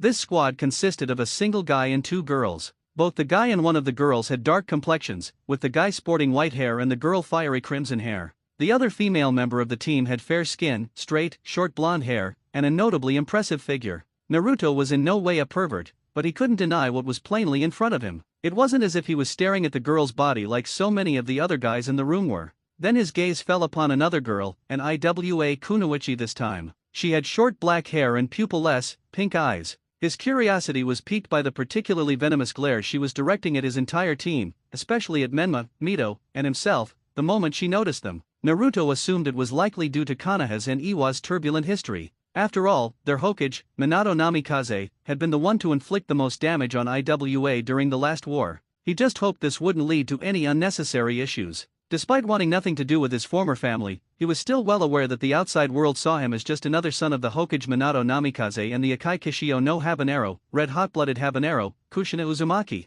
This fact, of course, displeased him. He wanted the world to recognize him as an individual, not simply a part of that dreadful family. He would use this exam as an opportunity to prove his worth to everyone, he would make sure of it. Now, if only Orochimaru would stop looking at him that way, and Menma didn't get them disqualified. He now felt quite sorry for that girl, Hinata, who had the unfortunate privilege of being seated beside Menma for this test. Naruto glanced to his side out of simple curiosity, and just as it had been for the past 30 minutes, there was a girl sitting there. This girl had fair skin, red eyes, and red hair that was short and spiky on the right side, while longer and straight on the left. She also wore brown glasses, and, just as she had done countless times over the last half hour, she was stealing glances at him. The moment she realized he was looking at her, she blushed, before quickly refocusing on her test. Naruto simply raised an eyebrow in confusion, having no idea why she was acting that way. He didn't really care all that much, though he did have to admit he was a little curious about her hair. As far as he knew, that particular hair color wasn't common, except for people with Uzumaki blood. I wonder, is she an Uzumaki? That girl from Kumo could be one too, Naruto mused with a slight frown, returning his attention to his own test, though he did nothing more than stare blankly at the piece of paper. 20 minutes later, Naruto let out a sigh, now thinking of ways to torment his idiotic teammate, Menma. With nothing better to do, he had simply stared at the boy for the past 20 minutes, during which Menma had done nothing but sweat and curse under his breath. It will come down to the last question, Naruto thought. Time is up. Put your pencils down, because it's time for the 10th question. If anyone fails to pay attention to me, you're out, Orochimaru announced, his silky voice capturing everyone's attention. First of all, this last question comes with another set of special rules that only apply to it, Orochimaru continued, causing more than one genin to groan internally. More annoying rules were the last thing they wanted. For starters, the 10th question is completely optional. The choice to take it or not will be entirely up to you. This statement drew raised eyebrows from more than a few genin, and Naruto was now trying to figure out what kind of game the Sannin was playing. On the other side of the room, a blonde-haired girl, Temari, raised her hand, intending to ask what would happen if someone chose not to take the question. She was ignored by Orochimaru, who simply continued to explain. However, be aware that deciding not to answer the 10th question will mean you and your team are disqualified from the exams. This news prompted more murmuring among the genin, but it was none other than Kiba Inyazuka who complained the most. Then what's the point? Of course, we're all going to take the question with a rule like that. Kiba complained quite loudly, though his sudden outburst only earned an amused chuckle from Orochimaru. The next thing Kiba knew, two snakes began to coil around his legs and move toward his face, making the young Inyazuka more than a little pale. That brings me to the final rule. If you choose to answer the last question, but you get it wrong, you and your team will be forever prohibited from advancing beyond the rank of genin, no matter what, Orochimaru announced, clearly enjoying the looks of horror and shock on most of the genin's faces. After that, a series of shouts erupted, but Naruto paid no attention. He was too preoccupied with thinking about this last question. Why these rules? In fact, the rules themselves didn't even make sense. Forcing someone to be a genin forever? He was sure Orochimaru held influence in the village, but there was no way that would ever happen, especially considering there were people from other villages here. Naruto assumed that this last question, or more accurately its rules, was simply another way to filter out people who weren't Chunin material. A Chunin needed to be a leader, after all, and being a leader meant making difficult choices on the battlefield or in the middle of a mission. This was one of those choices. He already knew there could only be one correct answer to face the last question head-on. He just hoped the rest of his team understood that as well. Well then, make your choices, but think about it very carefully. Are you willing to sacrifice not only your career but also that of your teammates? A playful Orochimaru asked, making even more people worried than before. Like Naruto, however, more than a few teams figured it out and left, leaving the genin with barely half of their original number. Naruto wasn't paying much attention to that, though. His focus was on his teammates, as he was judging how they would react. Sasuke was too stubborn, Naruto knew, so she wasn't a problem. It was the other two he was concerned about. Menma might crack under the pressure, or Mito might agree to leave just for Menma. Naruto could easily see that Menma was about to do something, judging by the way his hand was beginning to rise. Guessing he was about to give up, Naruto had no choice but to act. This test is nothing but bullshit, Naruto said loudly, a cold glare fixed on Orochimaru. And just like that, Naruto captured the attention of every genin, shinin, and the one Sunin in the room.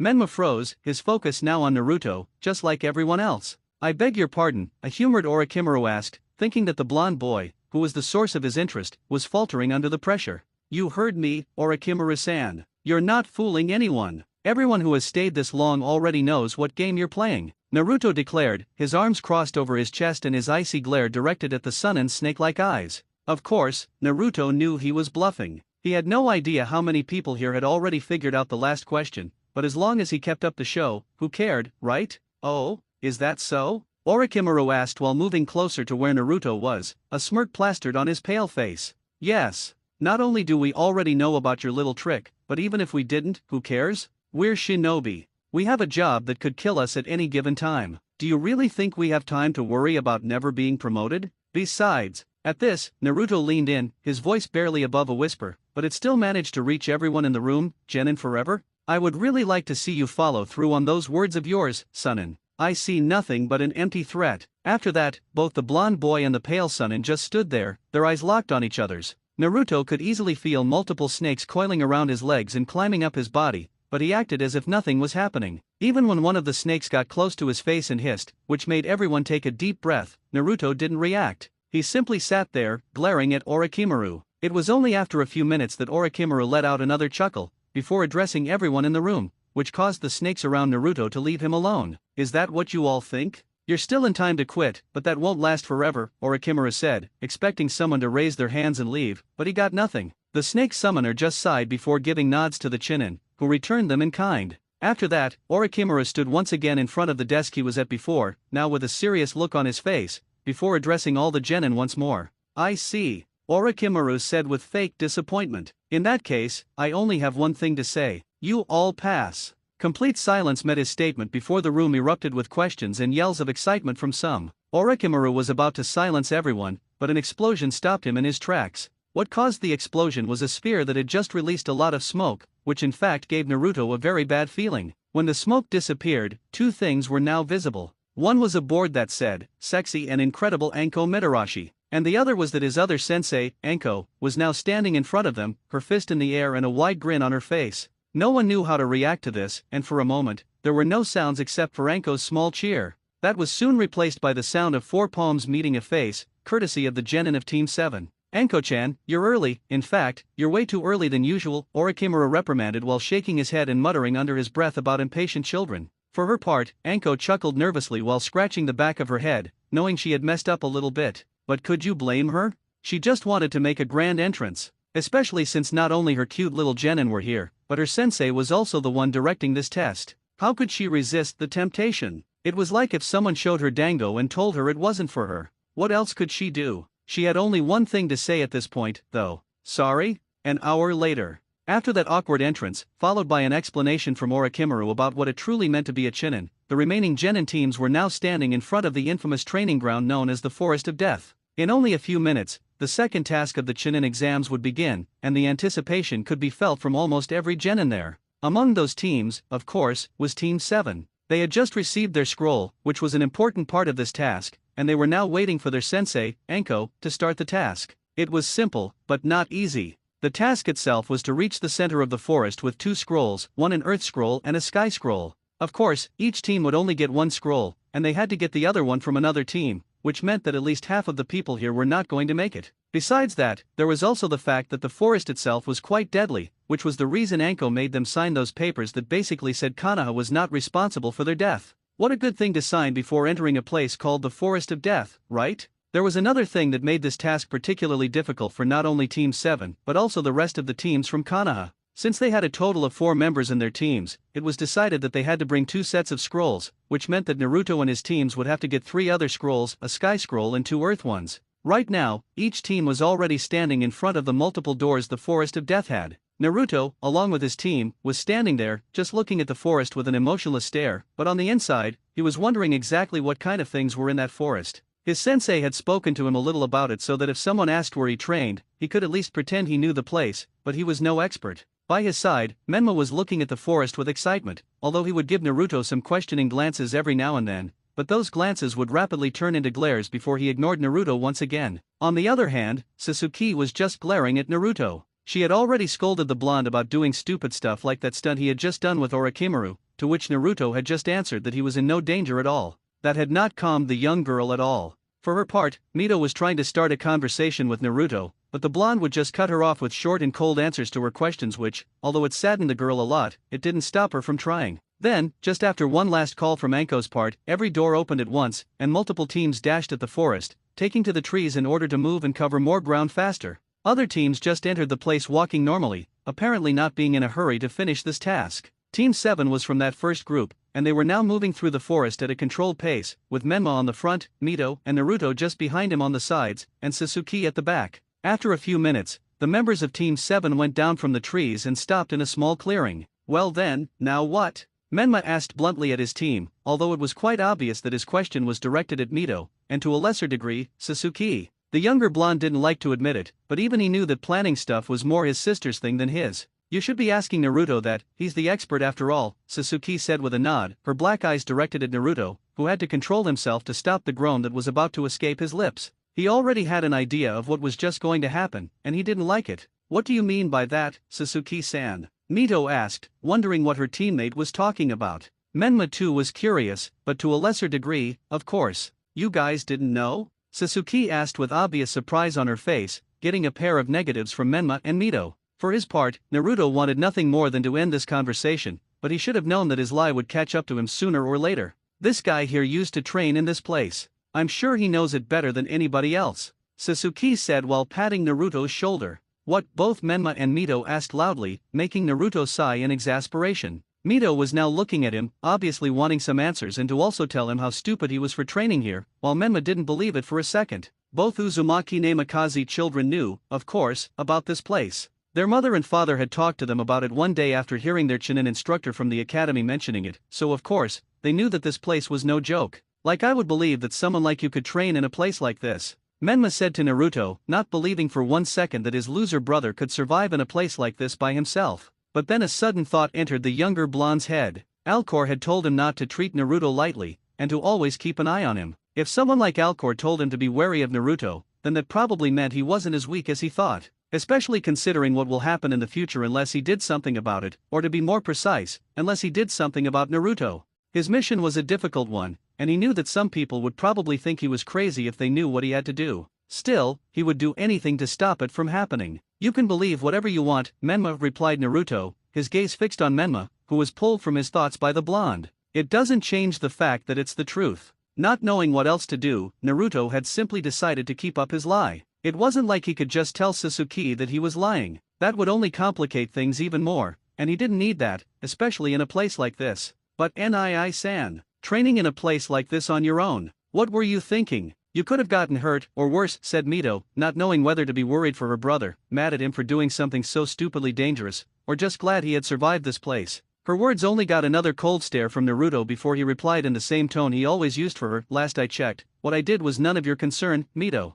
Besides, I'm not as weak as you might think I am. Mito wanted to say more, but her brother's icy stare stopped her. In the end, she just stared at the ground after giving him a small nod, knowing that discussing it at that moment was probably not the best idea. That wouldn't stop her from interrogating him later, though. Meanwhile, Sasuke was looking at the scene with curiosity. She, of course, didn't know the whole story between Naruto and his family. The only thing she knew was that they were on bad terms, but she didn't know the reason why. She would have asked, but the young Uchiha knew that if there was one thing her friend valued, it was his secrets. So, Sasuke would just wait until he felt confident enough to tell her. Naruto just released a mental sigh before looking around at the trees that surrounded him. To be honest, he really didn't feel like leading, but now he didn't have any other choice thanks to Sasuke. Not that he blamed her or anything. After all, it was ultimately his fault for lying to her. After thinking for a few moments, more than one plan began to appear in Naruto's mind. He didn't know if they were going to work, but he was now, against his wishes, the leader. He didn't mind if Menma wanted to lead, but that might be even more problematic. Naruto turned to his team, which was waiting for him to say something. It was obvious that Menma was annoyed by this, but he surprised Naruto by not complaining. Alright, this is what we're going to do. The second task had just begun. Konohagakure no Sato, the Hokage's office. The young fourth Hokage, Namikaze Minato, sighed for what seemed like the 100th time just today, his desk filled with multiple papers for him to sign. Normally, paperwork was something that didn't really bother the blonde Cage, since he could easily make a clone to do the job for him. But for the last few months, he had been using the paperwork as a way to distract himself from the different things happening with his family. He had hoped, contrary to what Orochimaru had said, that putting Naruto in the same team as his siblings, along with Kakashi, who was like a big brother to the rest of his children, would make them bond. This, in turn, would allow him and his wife to start mending the broken relationship they had with their eldest son. Sadly, it was not meant to be, at least not according to Kakashi's report about the team's performance. Sure, they worked well together, but it was obvious that Naruto had no intention of becoming more than just teammates with the members of Team 7,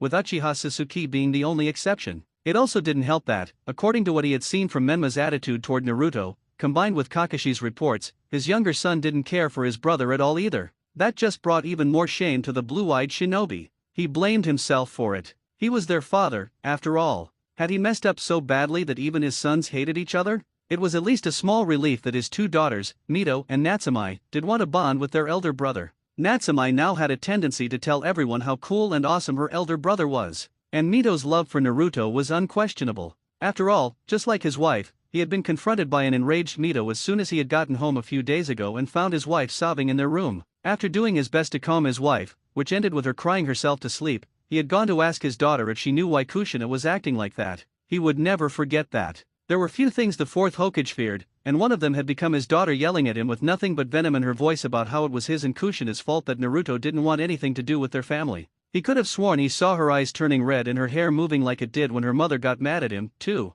The worst part was that Minato couldn't really blame Mito for being mad. After all, it was truly his fault that his family was the way it was. He still couldn't understand how he had neglected his eldest son so much. He and his wife had done everything they could to find something, anything that could tell them they weren't such horrible parents, even to the point of talking to the head of the Yamanaka clan, Yamanaka Inoichi, to use his clan techniques on them so they could see their memories more clearly. But, of course, what they had found was not to their liking. The technique that Inoichi had used not only let them revisit their memories but also let them feel what they had felt in a specific memory. Every time Naruto appeared in one, they had felt only one thing: apathy. It was like, for the first 10 years of Naruto's life, or more precisely, up to the point where Orochimaru confronted them, they didn't care at all about Naruto. It wasn't that they hated him or anything, it was just that they felt nothing toward him, which ended up being the key reason for them ignoring him so much. Minato couldn't understand how a father could feel like that toward any of his children. In all of those memories, he had felt nothing but love and pride for the rest of his children, but every time it came to Naruto, he had felt just nothing. The blonde released another sigh while massaging his temples.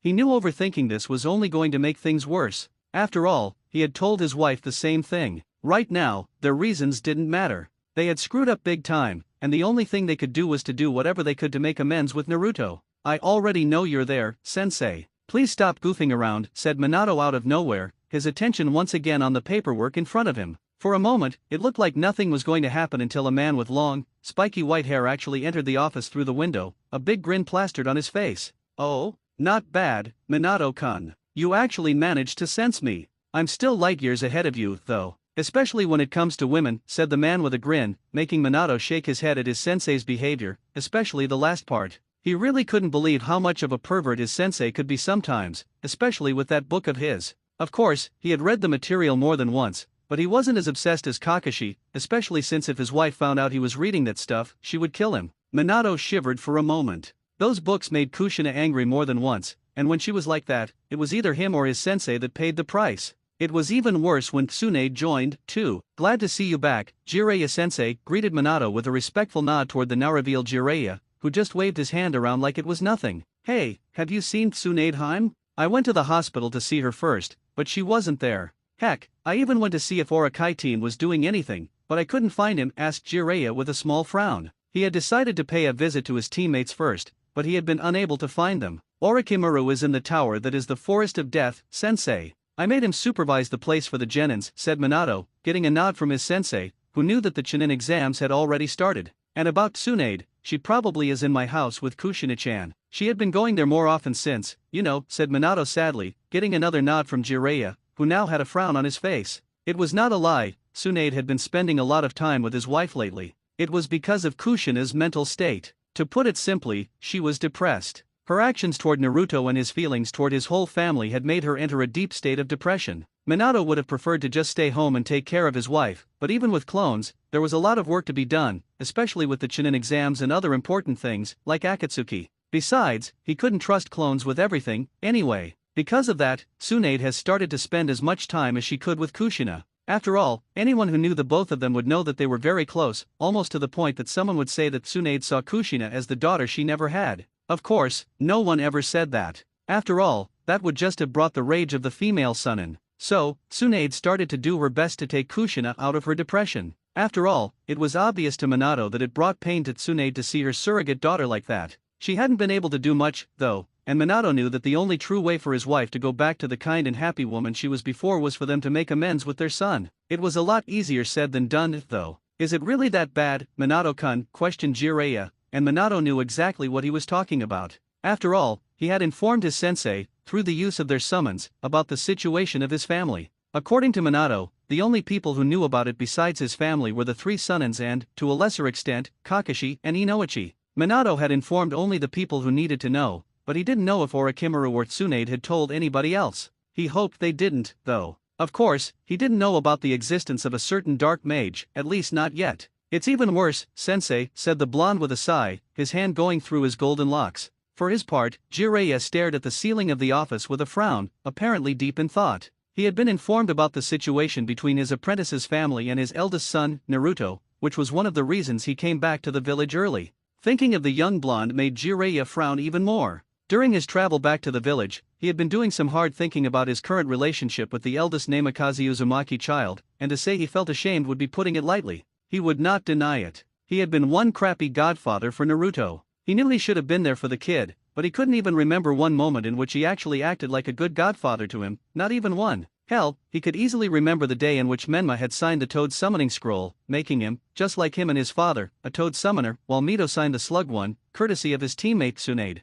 It was their 10th birthday, and both he and Tsunade wanted to give something special to their godson and goddaughter. Of course, it was when Jiraiya started to think about that memory that he caught on something that brought shame to his heart. He couldn't even remember seeing Naruto at the birthday party, and he was damn sure he hadn't let the kid sign the contract, either. Why? Why had he been such an idiot like that? There was only one thing that Jiraiya could think of that had made him act that way. The Toad's prophecy. Ever since Jiraiya had heard about the prophecy given to him by the Toads, which talked about a young boy with power never seen before that would be the center of the events that would bring a new age for the elemental nations, he had believed that said prophecy was referring to none other than Menma. He thought that the power the prophecy was referring to was the Kyuubi. After all, while there had been two Jinchurikis of the Kyuubi before Menma, who were Mito and Kushina Uzumaki, neither of them had ever become a real master of the power of the fox. So, Jiraiya had thought that once Menma gained true mastery over the power of the Kyuubi, he would become the one to truly bring peace to this world. Still, he knew that was no excuse. He couldn't believe how obsessed he became with that prophecy.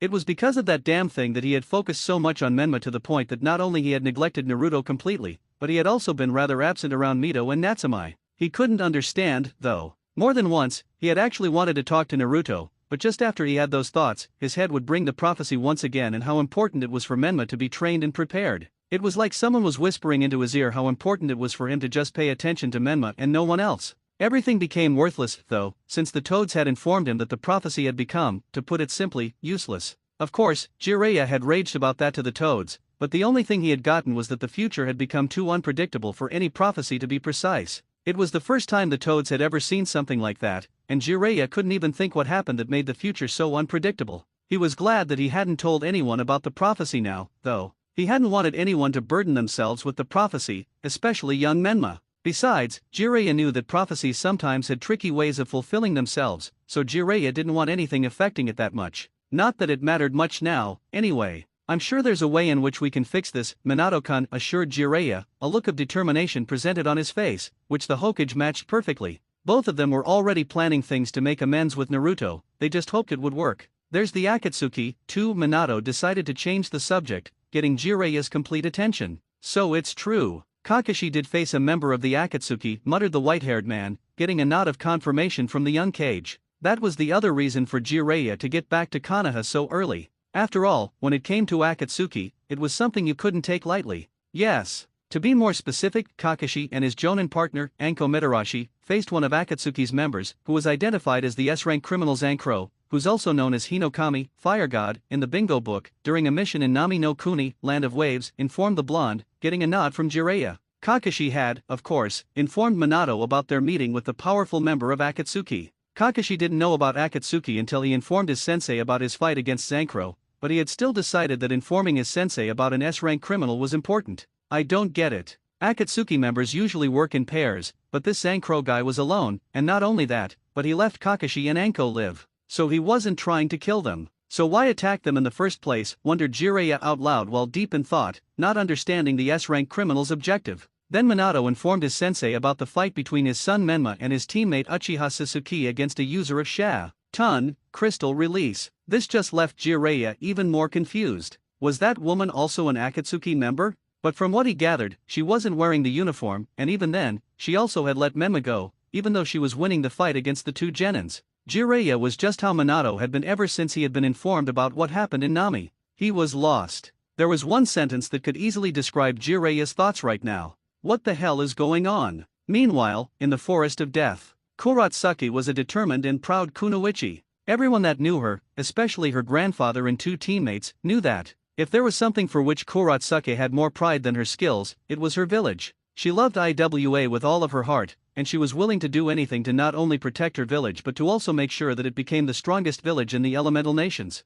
That affection drove Kurotsuki to prove herself during the Chunin exams. She was determined to show everyone that IWA was superior to all other villages, especially Konoha, and she planned to use this opportunity to do just that. As soon as the second phase began, she had already set her sights on a target. Her grandfather had cautioned her against such actions. He had advised her not to deliberately seek out fights, especially with Konoha teams. However, the moment she saw the two blonde kids who bore a striking resemblance to the man responsible for Iwa's loss in the last war, she decided they would be the first to fall by her hand. This was the reason for Kurotsuki's predicament. She and her teammates were tied to a tree near a river. A smirking raven-haired girl and one of the blondes she now wanted to cause immense pain stood before her. A red-haired girl held her team's Earth Scroll, and the other blonde boy, who she now noticed had some black in his hair, looked at her and her team with a perfectly blank expression. She wouldn't admit it, but being stared at by those cold, dark blue eyes made her feel slightly on edge. It had all started when Kurotsuki decided to steal a scroll from this particular team. She didn't know which scroll they had, but it didn't matter.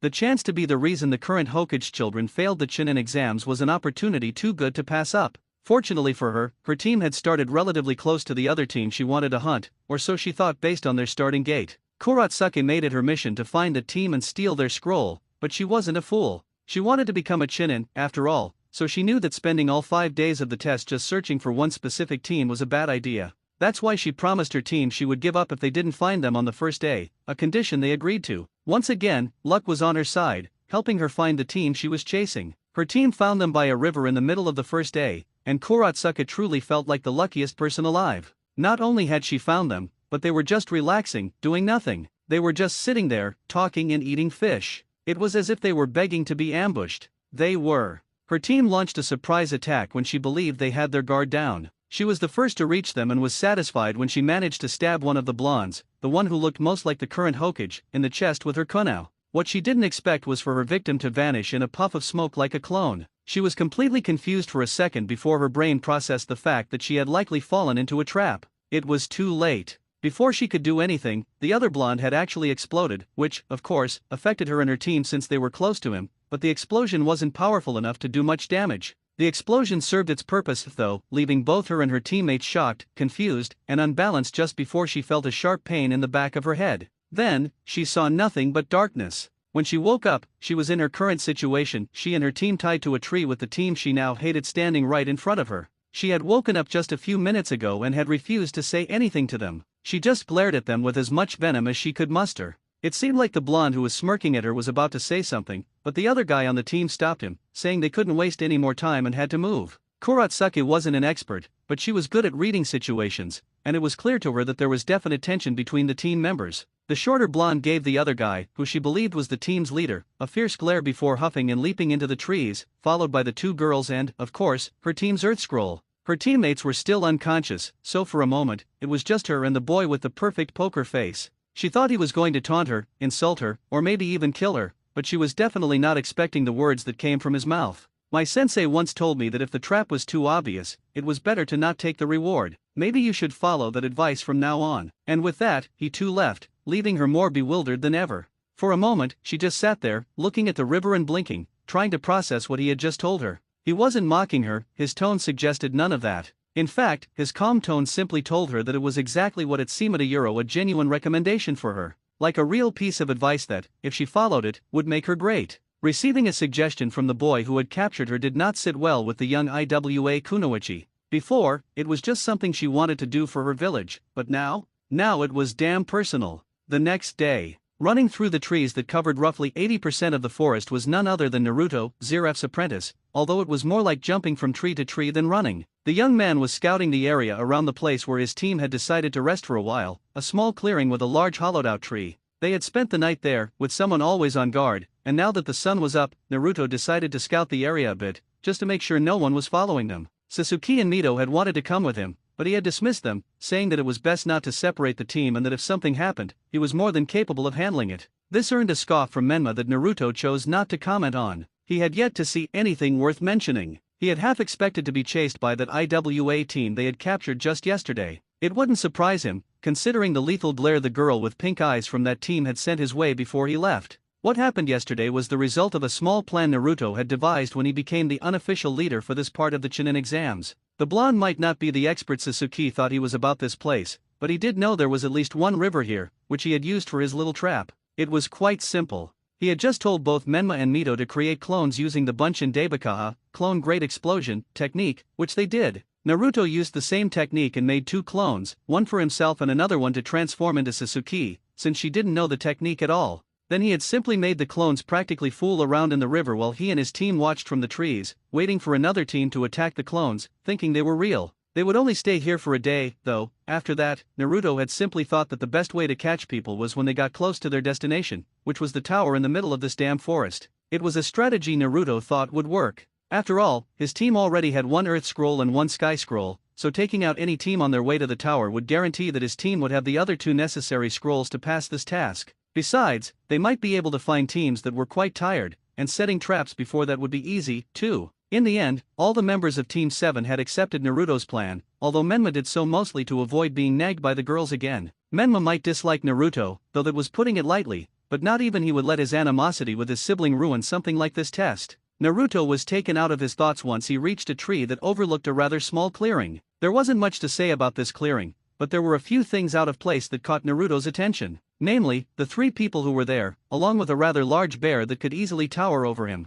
It was obvious to the blonde that 2 of the people there were probably dead. He could tell easily by how much blood they had lost from their bodies, so Naruto's attention quickly went to the last living person of this team, who was now cowering in fear, caused by the bear's sudden movement towards her. Acting on instinct, Naruto jumped from the branch he was standing on, which put him just over the bear, whose focus was still on the now sobbing girl. As he fell toward the large animal, Naruto focused his Yami no Meiho, dark magic, on his right hand, and in a second, a completely black sword appeared in his hand. The blade looked like a tanto, only that from the hilt to the blade, it was entirely black. Then, just as he reached the bear's head from above, Naruto's sword stabbed the animal's cranium in one rapid movement. The bear didn't even have time to react before its death came upon it from Naruto's blade, which went directly through the animal's brain. With another swift movement, Naruto jumped from the now falling animal, which had been standing on its hind legs. Naruto landed just in front of the person he had just saved, while the bear's body fell backward, making a loud sound as it hit the ground. The black sword Naruto had just made disappeared from the beast's head, leaving its wound completely open. The young mage just let out a small sigh before turning around and looking directly at the girl he had just saved.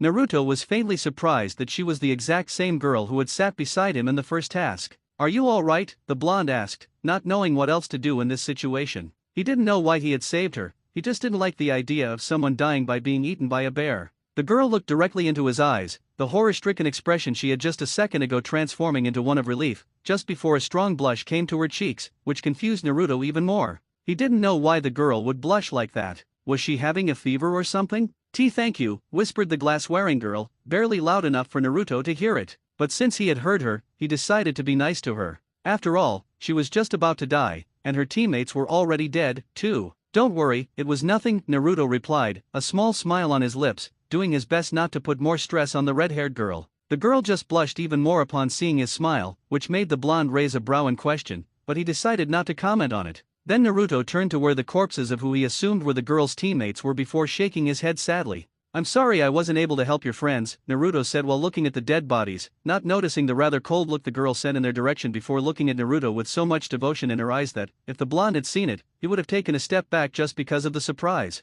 It's okay, you don't have to worry about that, you did save my life, after all, and it was our fault for letting our guard down, said the girl, who was now standing up and looking at Naruto, the devotion in her eyes completely masked to the point that not even Naruto was able to see it. Naruto turned to look directly at the girl as soon as he felt her tugging on the sleeve of his jacket. When he turned, he was surprised, although he tried his best to hide it, when the girl presented her scroll to him, which happened to be a sky one. Please have this. I won't be needing it anymore, and you saved my life, so it's the least I can do, said the girl, her crimson red eyes looking directly at him with some amount of nervousness. Naruto, for his part, didn't know how to react to this. Sure, he had saved her, but now he was more than ready to just let her be and go back to his team. He actually hadn't even thought of asking for her scroll, which now that he thought about it was pretty dumb on his part. Not knowing what else to do, he just nodded before grabbing the scroll from her hand and putting it in the pouch that was on his leg. This would give his team a great advantage, though. They still had 4 more days, and now they only needed 1 more scroll, which could be easily obtained if they went with the plan of waiting close to the tower. Not having anything else to do here, Naruto was more than ready to leave, but another look at the girl's eyes made him stop in his tracks. The girl had just helped his team a lot, and even if it was a reward for saving his life, it did not mean that Naruto didn't feel grateful for her gift. And now that he thought about it, leaving her alone just like that was definitely not safe for her. After all, the girl had just been about to die by a bear. Not wanting to have the girl's death on his conscience, Naruto decided on something that he was sure his sensei would not agree with if he were to know. Do you want to come with me? Naruto asked, making the girl look at him in surprise. After all, she thought he was just going to leave her alone now. In fact, she was already thinking of multiple ways for her to follow him after he left. After all, not only did she want to, but she also had to. It was, after all, her mission. So, deciding that this proposal was way too good for her to lose, she just smiled brightly at Naruto before nodding, adjusting her glasses, and answering, "Hi." A few minutes later. What the hell happened to you, Namikaze? A smirking Sasuke asked, looking at Menma with nothing but amusement in her black eyes. By her side, Mito had a mixed expression of worry and a little bit of amusement, too, while Naruto just raised an eyebrow at Menma's current situation, and the red-haired girl, whose name Naruto found out was Karen, had an expression of pure surprise. The reason for this was that Menma had just arrived, but he definitely looked different from when he left. His whole body was covered in some sort of liquid that looked like saliva, and the boy's expression of sheer annoyance was enough to make the sight quite entertaining. A big fucking snake is what happened, Menma said darkly, a glare directed at no one, although in his mind, it was directed at the stupid snake that he had just dealt with. I was taking a piss before the stupid thing came and tried to eat me. And then what? Did it puke you because you tasted so terrible? Sasuke asked with a smirk, getting a glare from the blonde. Perhaps Sasuke should have felt more worried about her teammate, but since he looked alright, she wasn't going to miss a chance to annoy the blonde kid. You could call it payback for his comments to Naruto before the first task. That's just great, Menma said, the sarcasm in his voice so thick you could practically cut it with a knife. I killed the damn thing, that's what happened.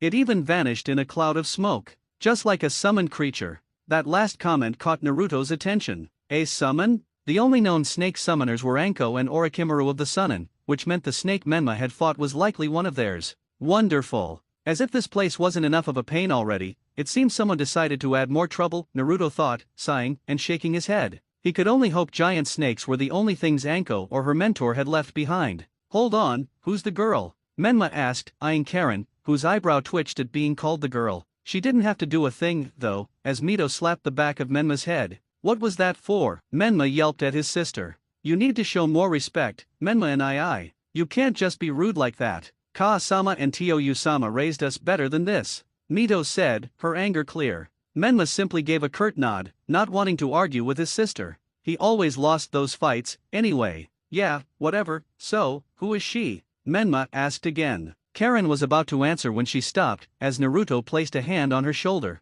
Her name is Karen. I came across her while scouting the area and decided to bring her with us since her team was taken out. She also gave me her scroll, so we just need one more, Naruto explained, bracing himself for Menma to complain, since he seemed to complain about nearly everything Naruto did. He had already explained the same situation to Sasuke and Mito when he brought Karen back. Other than Sasuke and Mito giving her suspicious and annoyed looks, which Naruto didn't understand the reason for, the girls hadn't had any issues. The reason for the looks was the close proximity between Karen and Naruto. The girl practically refused to leave his side, from a few inches away to openly rubbing her arm against his. This did not sit well with either of the girls. To his surprise, Menma just nodded, a cold look in his eyes before he turned to Karen and grinned. I didn't think there were many other people here with the same hair color as Kaa-chan and Midone. Are you an Uzumaki? Menma asked, excited at the thought of finding another member of his clan. He and Mito had heard many stories about the Uzumaki clan from their mother, and the idea of meeting another Uzumaki was thrilling for the young blonde, which was why he asked so bluntly.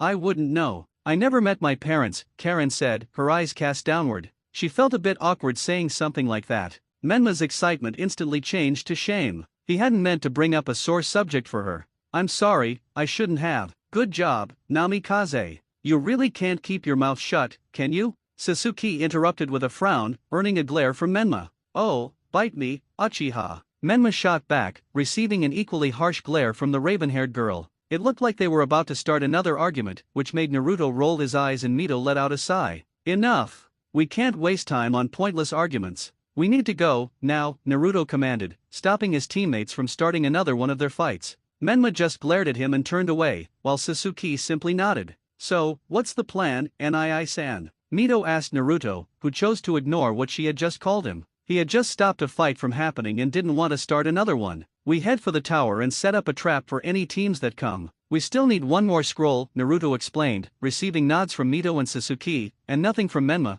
who had decided to ignore Naruto to clean the slime still covering his body. I think I can help with that, Naruto-kun, Karen said, becoming the center of attention again, although Menma was still focused on cleaning himself. What do you mean, Karen? Naruto asked, ignoring the suffix Karen used. He wasn't the only one to notice it, though, as Sasuke was now openly glaring at the girl and Mito's right eye was twitching in annoyance. Naruto openly ignored those things, too. I'm a censor, Naruto-kun, Karen said as if that explained everything. Naruto understood right away, and judging by Mito's surprised face, she did as well, while Sasuke and Menma looked utterly confused. You're a what? Menma asked. She's a censor. Someone who can easily detect other people's chakra signatures, Mito explained, prompting expressions of understanding and surprise from both Sasuke and Menma. You don't have to help us, Karen. You already gave me your scroll. You owe me nothing, Naruto said, looking directly into Karen's crimson eyes. He understood what the girl was offering, and while the assistance would be a major advantage, he didn't want to force her to help them.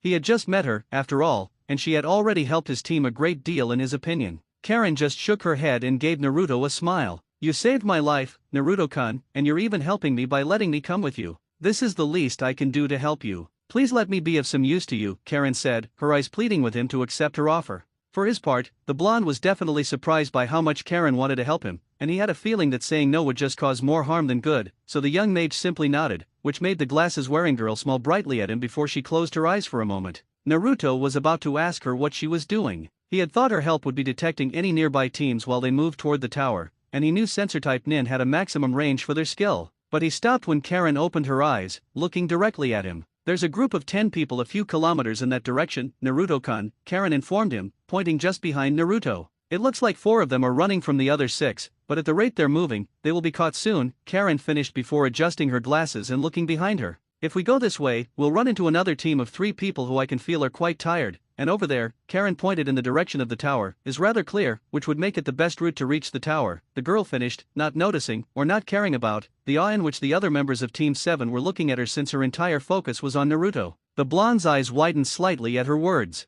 He definitely hadn't expected her to have such control over her sensory abilities, but he couldn't deny it was an incredible skill. His mind then processed the information Karen had just given him. 4 people being chased by 6 others? That could mean a lot of things, but the most likely answer was that a team of 4 was being pursued by either 2 teams who had formed an alliance, or some of them were clones. Are any of them clones? Naruto decided to ask Karen, unsure if she would be able to answer correctly, but he was pleasantly surprised when she answered no, saying that none of them were clones. Wait, what does that even mean? Menma asked aloud, looking completely lost. It means that a Konoha team is probably being chased by 2 other teams. Can you tell us anything else, Karen? Naruto questioned, getting a nod from the redhead. Yes. There's another chakra signature there, too, with the group of 4. It's a small one, and it doesn't feel human. In fact, it feels like a dog, Karen added. A dog? That means it's probably Kiba. In a rare display of insight, Menma voiced his opinion, getting a nod from Naruto. Yes, it's probably him and his team.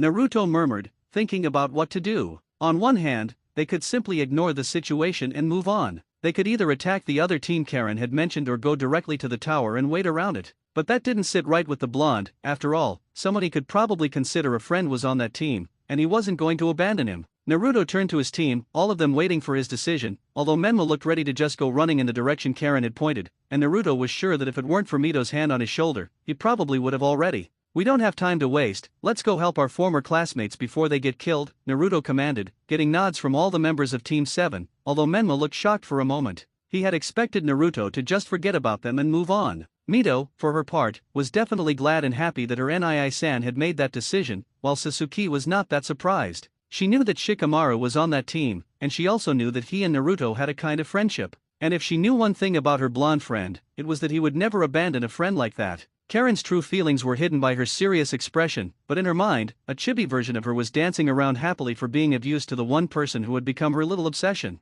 Not that she would ever tell him that or do anything about it at this point. Her master would kill her if she did. "Karen, you will lead the way and guide us to where the team with the dog is being chased. I'll be right behind you. Menma and Mito will be just behind us, and Sasuke, you will be in the back. If you can, keep your Sharingan activated." Naruto explained their formation, and without another word, the 5 genins leaped into the trees and started their journey toward what would undoubtedly be a confrontation with 6 other shinobi. Meanwhile, Nara Shikamaru was a lazy person. He was a Nara, after all, so being lazy was practically in his genes. Of course, with his laziness also came the Nara's greatest gift, an unmatched mind. It was no secret that almost every member of the Nara clan was, to put it simply, a genius, and Shikamaru was no exception. Unfortunately, he now found himself and his team in a situation where his mind was unable to come up with a solution. At least not a solution in which he got out of there alive, that is. His current situation was bad. His team, which consisted of Inuzuka Kiba, Harano Sakura, Yamanaka Ino, and himself, had managed to catch a team from Omegakure no Sato, village hidden by rain, off guard, which was rather easy thanks to Sakura's Genjutsu, Ino's Shintenshin no Jutsu, mind-body switch technique,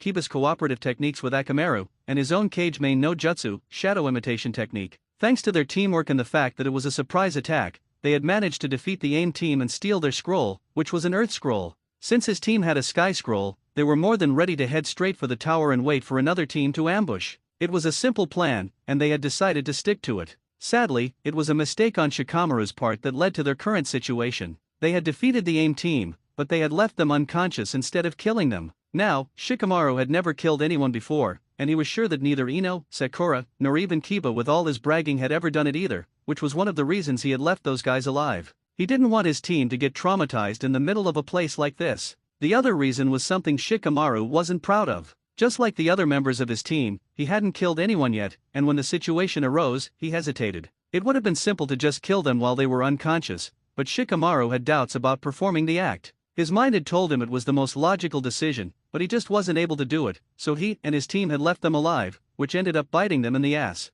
Right now, they were being chased through the forest by the AIM team they had defeated just a few hours ago. Apparently, they didn't like the fact that they lost to a team from Konoha, so now they wanted revenge. It also didn't help that both Shikamaru and his teammates were quite tired. While they had defeated the AIM team, they hadn't done so without taking some damage or spending some chakra. There was also the fact that they had been running for a while, and his team definitely wasn't one with the greatest stamina. It got worse when, according to Ino, 3 other guys, definitely another team, started chasing them along with the AIM team. Ino had been able to sense this thanks to the small skill she had as a sensor, and the fact that their enemies had basically multiplied only worsened Shikamaru's current situation. And just by looking at the rest of his team, Shikamaru knew they wouldn't be able to keep going for much longer, let alone fight 6 other shinobi. Shikamaru had never been a religious person. It wasn't that he didn't believe in kami or anything like that, it was just that he cared too little about that stuff. But now, his mind was asking for only one thing: a miracle. With Naruto, the group of 5 was moving at high speed toward the location where, according to Karen, their former classmates had ended up.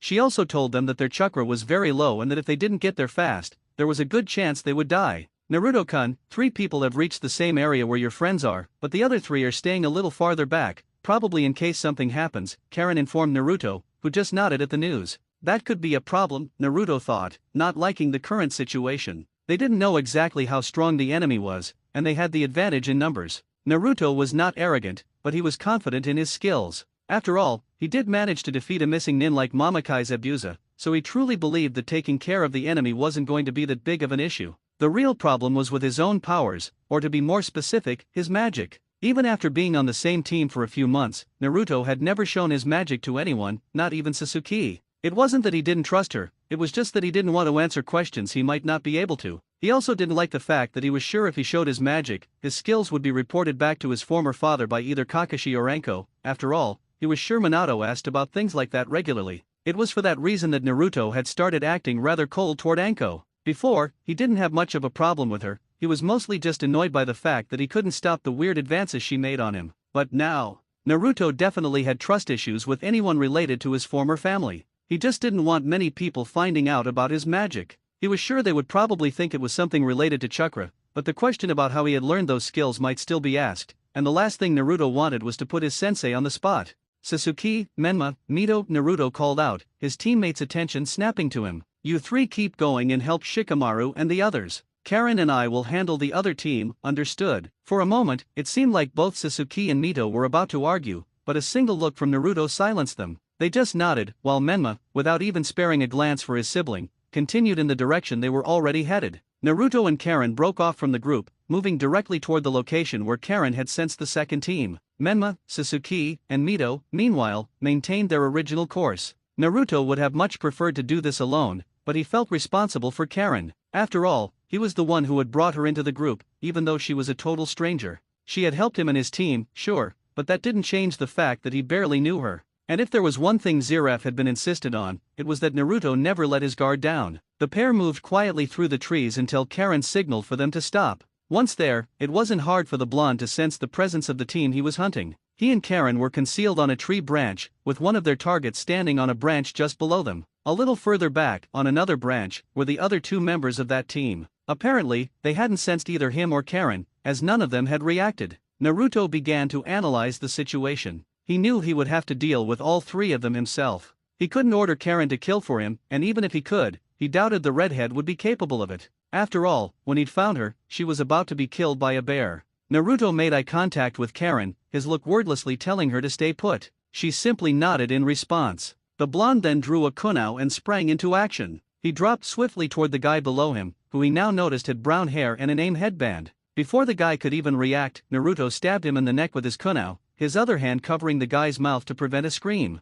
Naruto twisted the blade to ensure the job was done, the movement splattering blood on his face. His original plan was to complete the kill silently, but that was not to be. As soon as he confirmed the guy had stopped breathing, he heard a shout of "You bastard," followed by a volley of shuriken flying directly at him. Naruto turned to face the shuriken, still holding the body he had just killed. He used the corpse as a shield to block the deadly projectiles. As soon as he felt the kunai strike the body, he let it fall from the branch and launched an attack of his own. Raria no Hoko, Lighting Dragon's Roar. Naruto's lightning spell was aimed at the branch where the two remaining guys were standing. Seeing the attack, both of them jumped away, one to the right and the other to the left. Naruto wasted no time. As soon as his spell destroyed the branch, he dashed toward the man who had moved to the right. The guy had managed to land on another branch, but he was immediately met by Naruto, whose hand was already coming down with a Raria no Saiga, Lighting Dragon's Crushing Fang. The guy, who had short black hair, reacted by shielding his face with his right arm. The spell cut through his arm, not severing it completely, but leaving a very deep gash in the middle. The guy grunted in pain and grabbed his arm, his attention fixed on his wound for a moment. This proved to be his downfall. When he looked up at Naruto again, a black projectile was hurtling toward his face. He had no time to react. The dark spell pierced his forehead, killing him instantly. His body went limp and fell from the branch to the ground below. Raiten Hibashi, Lightning Release, Electromagnetic Murder, Naruto heard, his attention turning to the last guy. The blonde could easily see the jutsu coming toward him. Under any other circumstances, he would have either dodged or blocked the attack, but like a dragon seeing someone use his element, Naruto just stood there, letting the jutsu hit him. The guy who had thrown the jutsu wore a smirk, convinced his attack would kill the bastard who had just murdered his teammates. But his expression shifted from confident to shocked and horrified as he saw the blonde eating his jutsu. That moment of shock proved to be his final mistake. As soon as Naruto finished consuming the attack, the blonde moved so fast that the guy couldn't see him, but he definitely felt the black orb of magic that struck his left shoulder, exploding and leaving a hole in his body. Gah! The last individual screamed in agony, his body falling helplessly to the ground. Naruto's attack had launched him from the branch he was on. His body hit the ground headfirst with a sickening crunch. Naruto was certain that if his attack hadn't killed him, the fall would have. Naruto landed on the ground, the dead bodies of the team he had just destroyed lying around him. His expression was emotionless. He had maintained the same cold demeanor since the beginning of the assault. He let out a sigh and ran a hand through his hair, unconsciously staining it with blood. The blonde felt no sense of pride in his actions. He hadn't killed them for excitement or any other reason, he had simply done it because he had to. He didn't even feel the same excitement he had felt when he fought Zabuza. That was difficult to feel, considering how one-sided this whole fight had been. Naruto's thoughts were interrupted by a hand on his shoulder. It was Karen. He turned and looked directly into her crimson eyes. She was looking at him with an emotion he couldn't identify, and for some reason, he felt that asking would only complicate things, so he just gave her a reassuring nod. After that, Naruto went to search the bodies for anything useful. He was surprised to find not one, but two scrolls, one of each type, on the body of the first guy he had killed. This confused Naruto for a moment. If they already had the two scrolls needed to pass the test, why would they be hunting another team? It didn't make sense to him, until a thought made him realize what was going on. They were likely helping the other team that was hunting Shikamaru's group. They weren't doing it for the scrolls or anything, they were just helping another team from their village. His sensei had told him that this was a world where you either killed or were killed, and that you could only truly trust a very select few. Yet, he was now seeing what looked like a display of camaraderie. The blonde shook his head, not wanting to overthink any of it. He knew it would affect him more than he'd like. He turned to tell Karen that they had to meet up with the rest of his team, but he stopped when he saw that she was concentrating, just like when she had first showed them her abilities. Naruto-kun, there's another team moving toward us very quickly. They'll be here soon, Karen said, causing Naruto to scowl. Karen, I want you to go and give these to my teammates, Naruto said, handing the scrolls back to the redhead, who looked surprised. I'll deal with this new team. Make sure my team and Shikamaru's team get out of the area they're in. He then created a clone using Kage Bunshin no Jutsu, shadow clone technique. The clone nodded at the original and signaled for Karen to follow him. Unlike with Sasuke and Mito earlier, Karen simply nodded and left, but not before telling Naruto the direction the new team was coming from and giving him a smile. Naruto moved at a speed comparable to a jonin, intending to intercept the new team Karen had told him about. He didn't know if it was a good idea to trust a complete stranger like Karen, but he had no other options. He needed to get all of his former classmates out of that place. After all, if another team was moving in this direction, it meant more teams might appear, and that could be dangerous. Besides, sending a clone alone might have failed. He didn't know if the jutsu had some sort of distance limit between the original and the clone, and if the worst were to happen, he didn't want Karen caught in the middle of another fight. Naruto suddenly stopped. He was standing on the ground below, and looking up, he said in a voice that echoed through the trees, I know you're there, so why don't you show yourselves already? Naruto stood there for a few seconds, waiting to see if they would appear. If they did, he might be able to end this without having to kill anyone else. But if they didn't, then he had made a mistake by announcing his presence like that. Fortunately for him, his silent question was answered when three people appeared in front of him, two girls and one guy. He was surprised for a moment when he saw that it was the same dark-skinned redhead, the white-haired boy, and the blonde girl from Kumo who had caught his attention during the first task. The dark-skinned girl was glaring at him, while the guy looked a little nervous. The blonde girl, meanwhile, was looking at him with a cold expression, and Naruto knew she was analyzing his every move. We can end this peacefully if you just turn around and leave, if you don't, I'll be forced to kill you. Naruto decided to get straight to the point. He didn't want to waste any more time here. The redhead girl actually laughed at his words, while the guy, who was sucking on a lollipop, looked even more worried than before. The other girl just raised an eyebrow at Naruto. That was a good joke. Have you even looked at your situation? There are three of us and only one of you. Honestly, I can't believe how arrogant you Konoha shinobi can be, the redhead girl huffed, glaring at Naruto. I don't know, Karui, Samui. What if he has some kind of otherworldly power that could easily defeat us? And what if we die here? And what if Sensei decides to avenge us by attacking Konoha? We could start a world war, the dark-skinned boy said in an exaggerated way, looking at the two girls, who Naruto now knew were named Karui and Samui. Karui's forehead twitched with frustration before she slapped the boy on the head. Shut up, Amwa, she said, glaring at the boy named Amwa, while the other girl, Samui, let out what seemed to be an exasperated sigh. Naruto blinked a few times, not knowing how to react to this team dynamic, so he decided to just stay silent for the time being. My teammate is quite right. We have the numerical advantage. Tell me, why shouldn't we kill you? Samui asked in a cold tone, snapping both Karui and Amwa out of their little discussion. Naruto, for his part, simply nodded at her question. After all, it was a valid one. He decided that explaining he was far stronger than a normal genin would probably just earn him more laughter, so he decided to show them instead. Slowly, he began to release his magic. Pure power swirled around him like a black tornado. His sensei had told him that in terms of strength, he was probably at a jonin level, but when it came to raw power, he was definitely stronger than that, and now he was proving it. All three of the Kumo shinobi were more than shocked at not only feeling, but seeing the power the blonde possessed. They knew that some people could materialize their chakra, but this was completely different from anything they had ever been told. The worst part was that they couldn't even identify the energy Naruto was releasing. It definitely didn't feel or look like normal chakra, but what else could it be? It was becoming very hard to breathe, as the power was accompanied by a powerful killing intent that no genin should possess. For a moment, the Kumo trio could have sworn that a gigantic, winged reptile with black scales and crimson eyes appeared right behind Naruto, but as soon as it appeared, it vanished. And in just a second, Naruto stopped unleashing his magic. The blonde didn't like to show his strength like this, but he thought it would be much better than starting a fight that would likely end in unnecessary death. Naruto's cold expression never changed during the few seconds he had shown them his magic, and his freezing dark blue eyes were looking directly into Samui's blue ones. "Well then, what's your answer?" Naruto asked in a tone that would have made his sensei proud. He gave the Kumo shinobi a few minutes to compose themselves, and he noticed how they were able to communicate with just their eyes, a sign of their strong bond as teammates. Then, without any warning, Samui threw a smoke bomb, filling the area with dark smoke.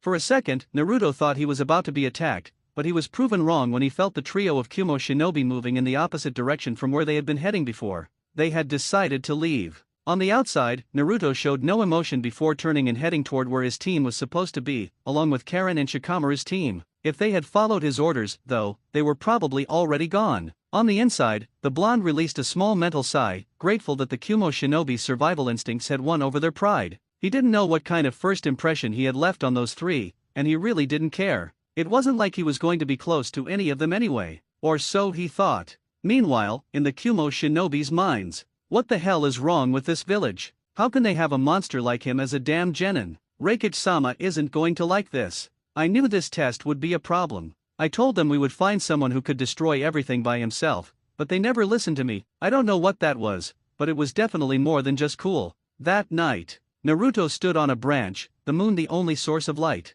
Not that he found it difficult to see in the darkness. Just as his hearing and sense of smell had improved when he became a dragon slayer, so had his vision. He could see perfectly in the dark now, which, of course, had made him the perfect candidate for the night shift. Naruto had expected to have to search for his team. He had sent a clone and Karen to tell them to move from their location, so he was surprised when he arrived to find not only his team, but Shikamaru's team and Karen as well, all just waiting for him. It looked like Menma wasn't there for the sake of companionship. The only thing he had noticed were the two dead bodies lying nearby, both obviously burned to death, while the third member of that team was tied to a tree. Of course, Naruto's eyes had landed on Sasuke, who he guessed was the only one with Katon, fire release, techniques. The girl did her best to avoid eye contact with Naruto, which worried the blonde. If he was right, this was her first kill, and he knew your first kill could affect you more than you'd like. Upon interrogation from Naruto as to why they hadn't left, everyone, including a surprised Naruto's Kiba, but with the exception of Menma, had stated that they weren't going to abandon him in the forest.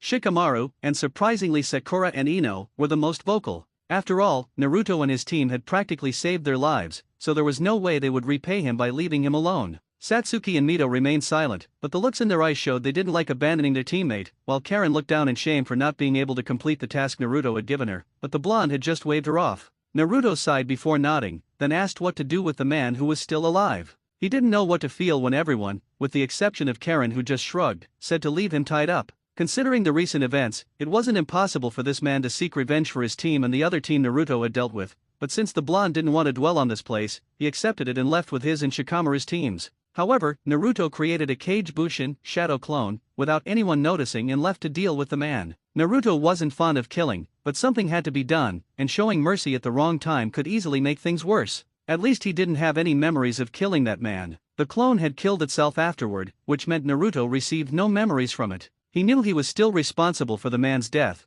but something was still something. After that, the now group of 9 started traveling together, their destination being the tower to end this test since both his and Shikamaru's teams already had the 4 scrolls they needed. It was when night finally descended upon the group that they decided to rest. They weren't able to cover much ground since Shikamaru and his team were tired, but at least they were sure they would reach the tower tomorrow, and with Karen's abilities, they were even able to escape unnecessary issues. Naruto had offered to do the night watch, which brought him to this situation, him standing on a tree branch, doing nothing but watching over the small camp they had made for the night. A movement from the campsite caught Naruto's attention, and it wasn't hard for him to identify the person who had just walked out of the place before sitting at the base of a tree, apparently deep in thought. Naruto made a clone to take over his duty before going to where his friend was. He had planned to talk to her as soon as they reached the tower, but he decided that now was as good a time as any. "Can't sleep?" Naruto asked, sitting next to his friend, Uchiha Satsuki, who was startled for a moment before realizing it was her blonde friend who had come over. Not really, the girl muttered, looking down.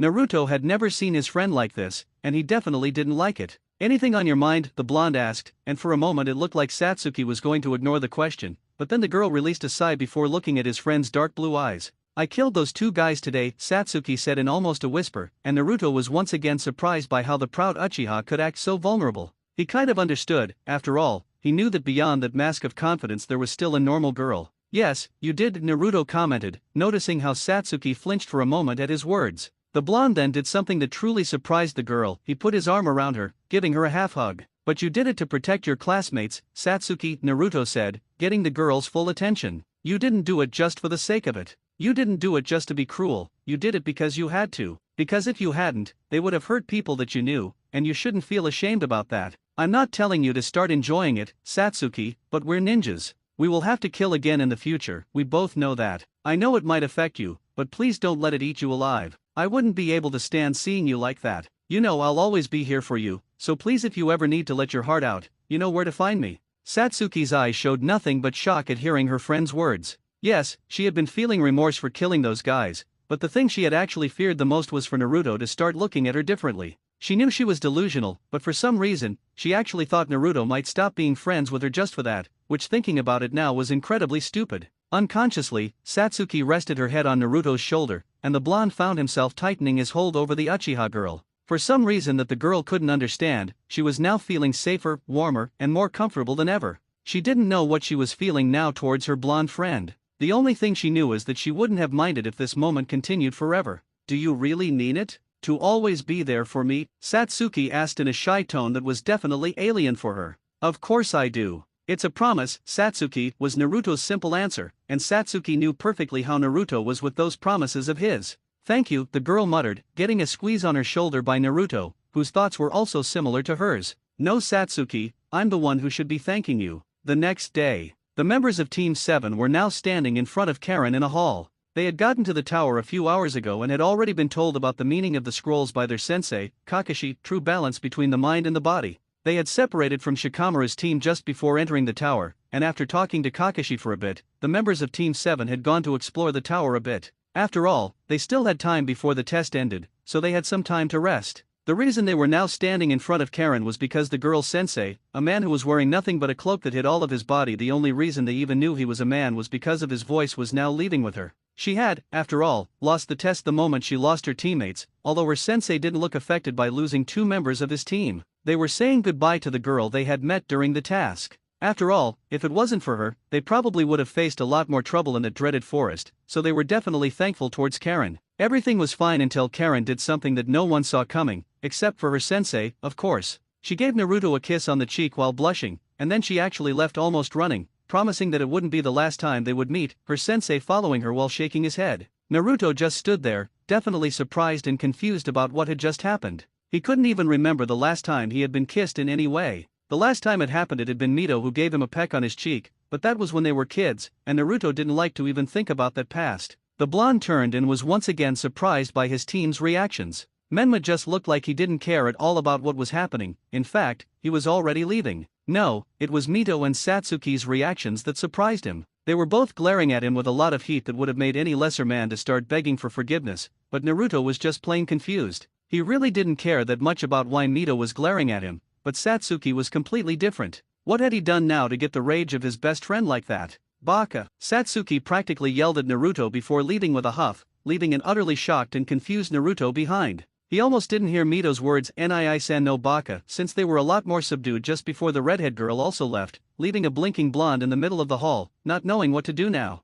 Women are troublesome, aren't they? Naruto would have been more surprised by Shikamaru's sudden appearance, but he was still trying to think of any reason for Satsuki to be mad at him, but he just couldn't think of any, so he ended up just nodding at his other friend's words, and then he made sure to remember to ask his sensei about women. Sadly, that was a theme that not even the Dark Lord knew about. Meanwhile, with Karen. You messed up, said the calm voice of Karen's sensei, both him and the girl walking through the halls of the tower. His words got a twitch from Karen's eyebrow. No, I didn't. I kept an eye on Naruto-sama during the entire test, the girl said while glaring at the cloaked figure, which didn't look affected by her glare at all. You were supposed to just keep an eye on him, not help him, Karen. Whatever, was the girl's answer, and she would have continued with her stubbornness if it wasn't for the cloaked man's words. Master might not like this, Karen. That did make Karen's eyes go wide in both surprise and horror. The last thing she wanted was to upset their master. Sure, he wasn't someone that got mad easily or someone that treated them like garbage, but they had seen just how ruthless he could be sometimes, and the last thing they wanted was to be on the receiving end of his fury. I am as sure he won't be that mad, right? The girl said, although it was plainly obvious that her words were more to reassure herself than anything else. I don't know, said the cloaked figure. Why did you change the plan, anyway? Master put you into this to just observe him, not help him. I didn't have that much of a choice, the girl said with a sigh. Those stupid teammates you gave me actually let a bear kill them. I was about to deal with the stupid animal, but then I felt Naruto-sama coming to where I was, so I had to improvise. Karen's eyes then became glazed before she released a dreamy sigh. At least I got to spend time with Naruto-sama. The cloaked figure just decided not to comment on that. He didn't know the details, but apparently, their master had brought Karen along one time to the village, and in that time her task was to simply report to their master about Naruto-sama's doings. And to say that the girl had liked the blonde would have been an understatement. The next time he had talked to Karen, she couldn't stop mumbling about wonderful chakra and other stuff like that with a look of longing. Let's just leave, Karen, said the man before putting his hand on the girl's shoulder. There wasn't really any more need for them to be here. They weren't even going to be able to watch the next part of the exams anyway. And where are we going exactly, Kaimimaro-san? The girl asked. Just to report to master. I don't know how, but I'm sure he had other ways to keep an eye on Naruto-sama even without us, and with that, both left in Asuncion no Jutsu, body flicker technique.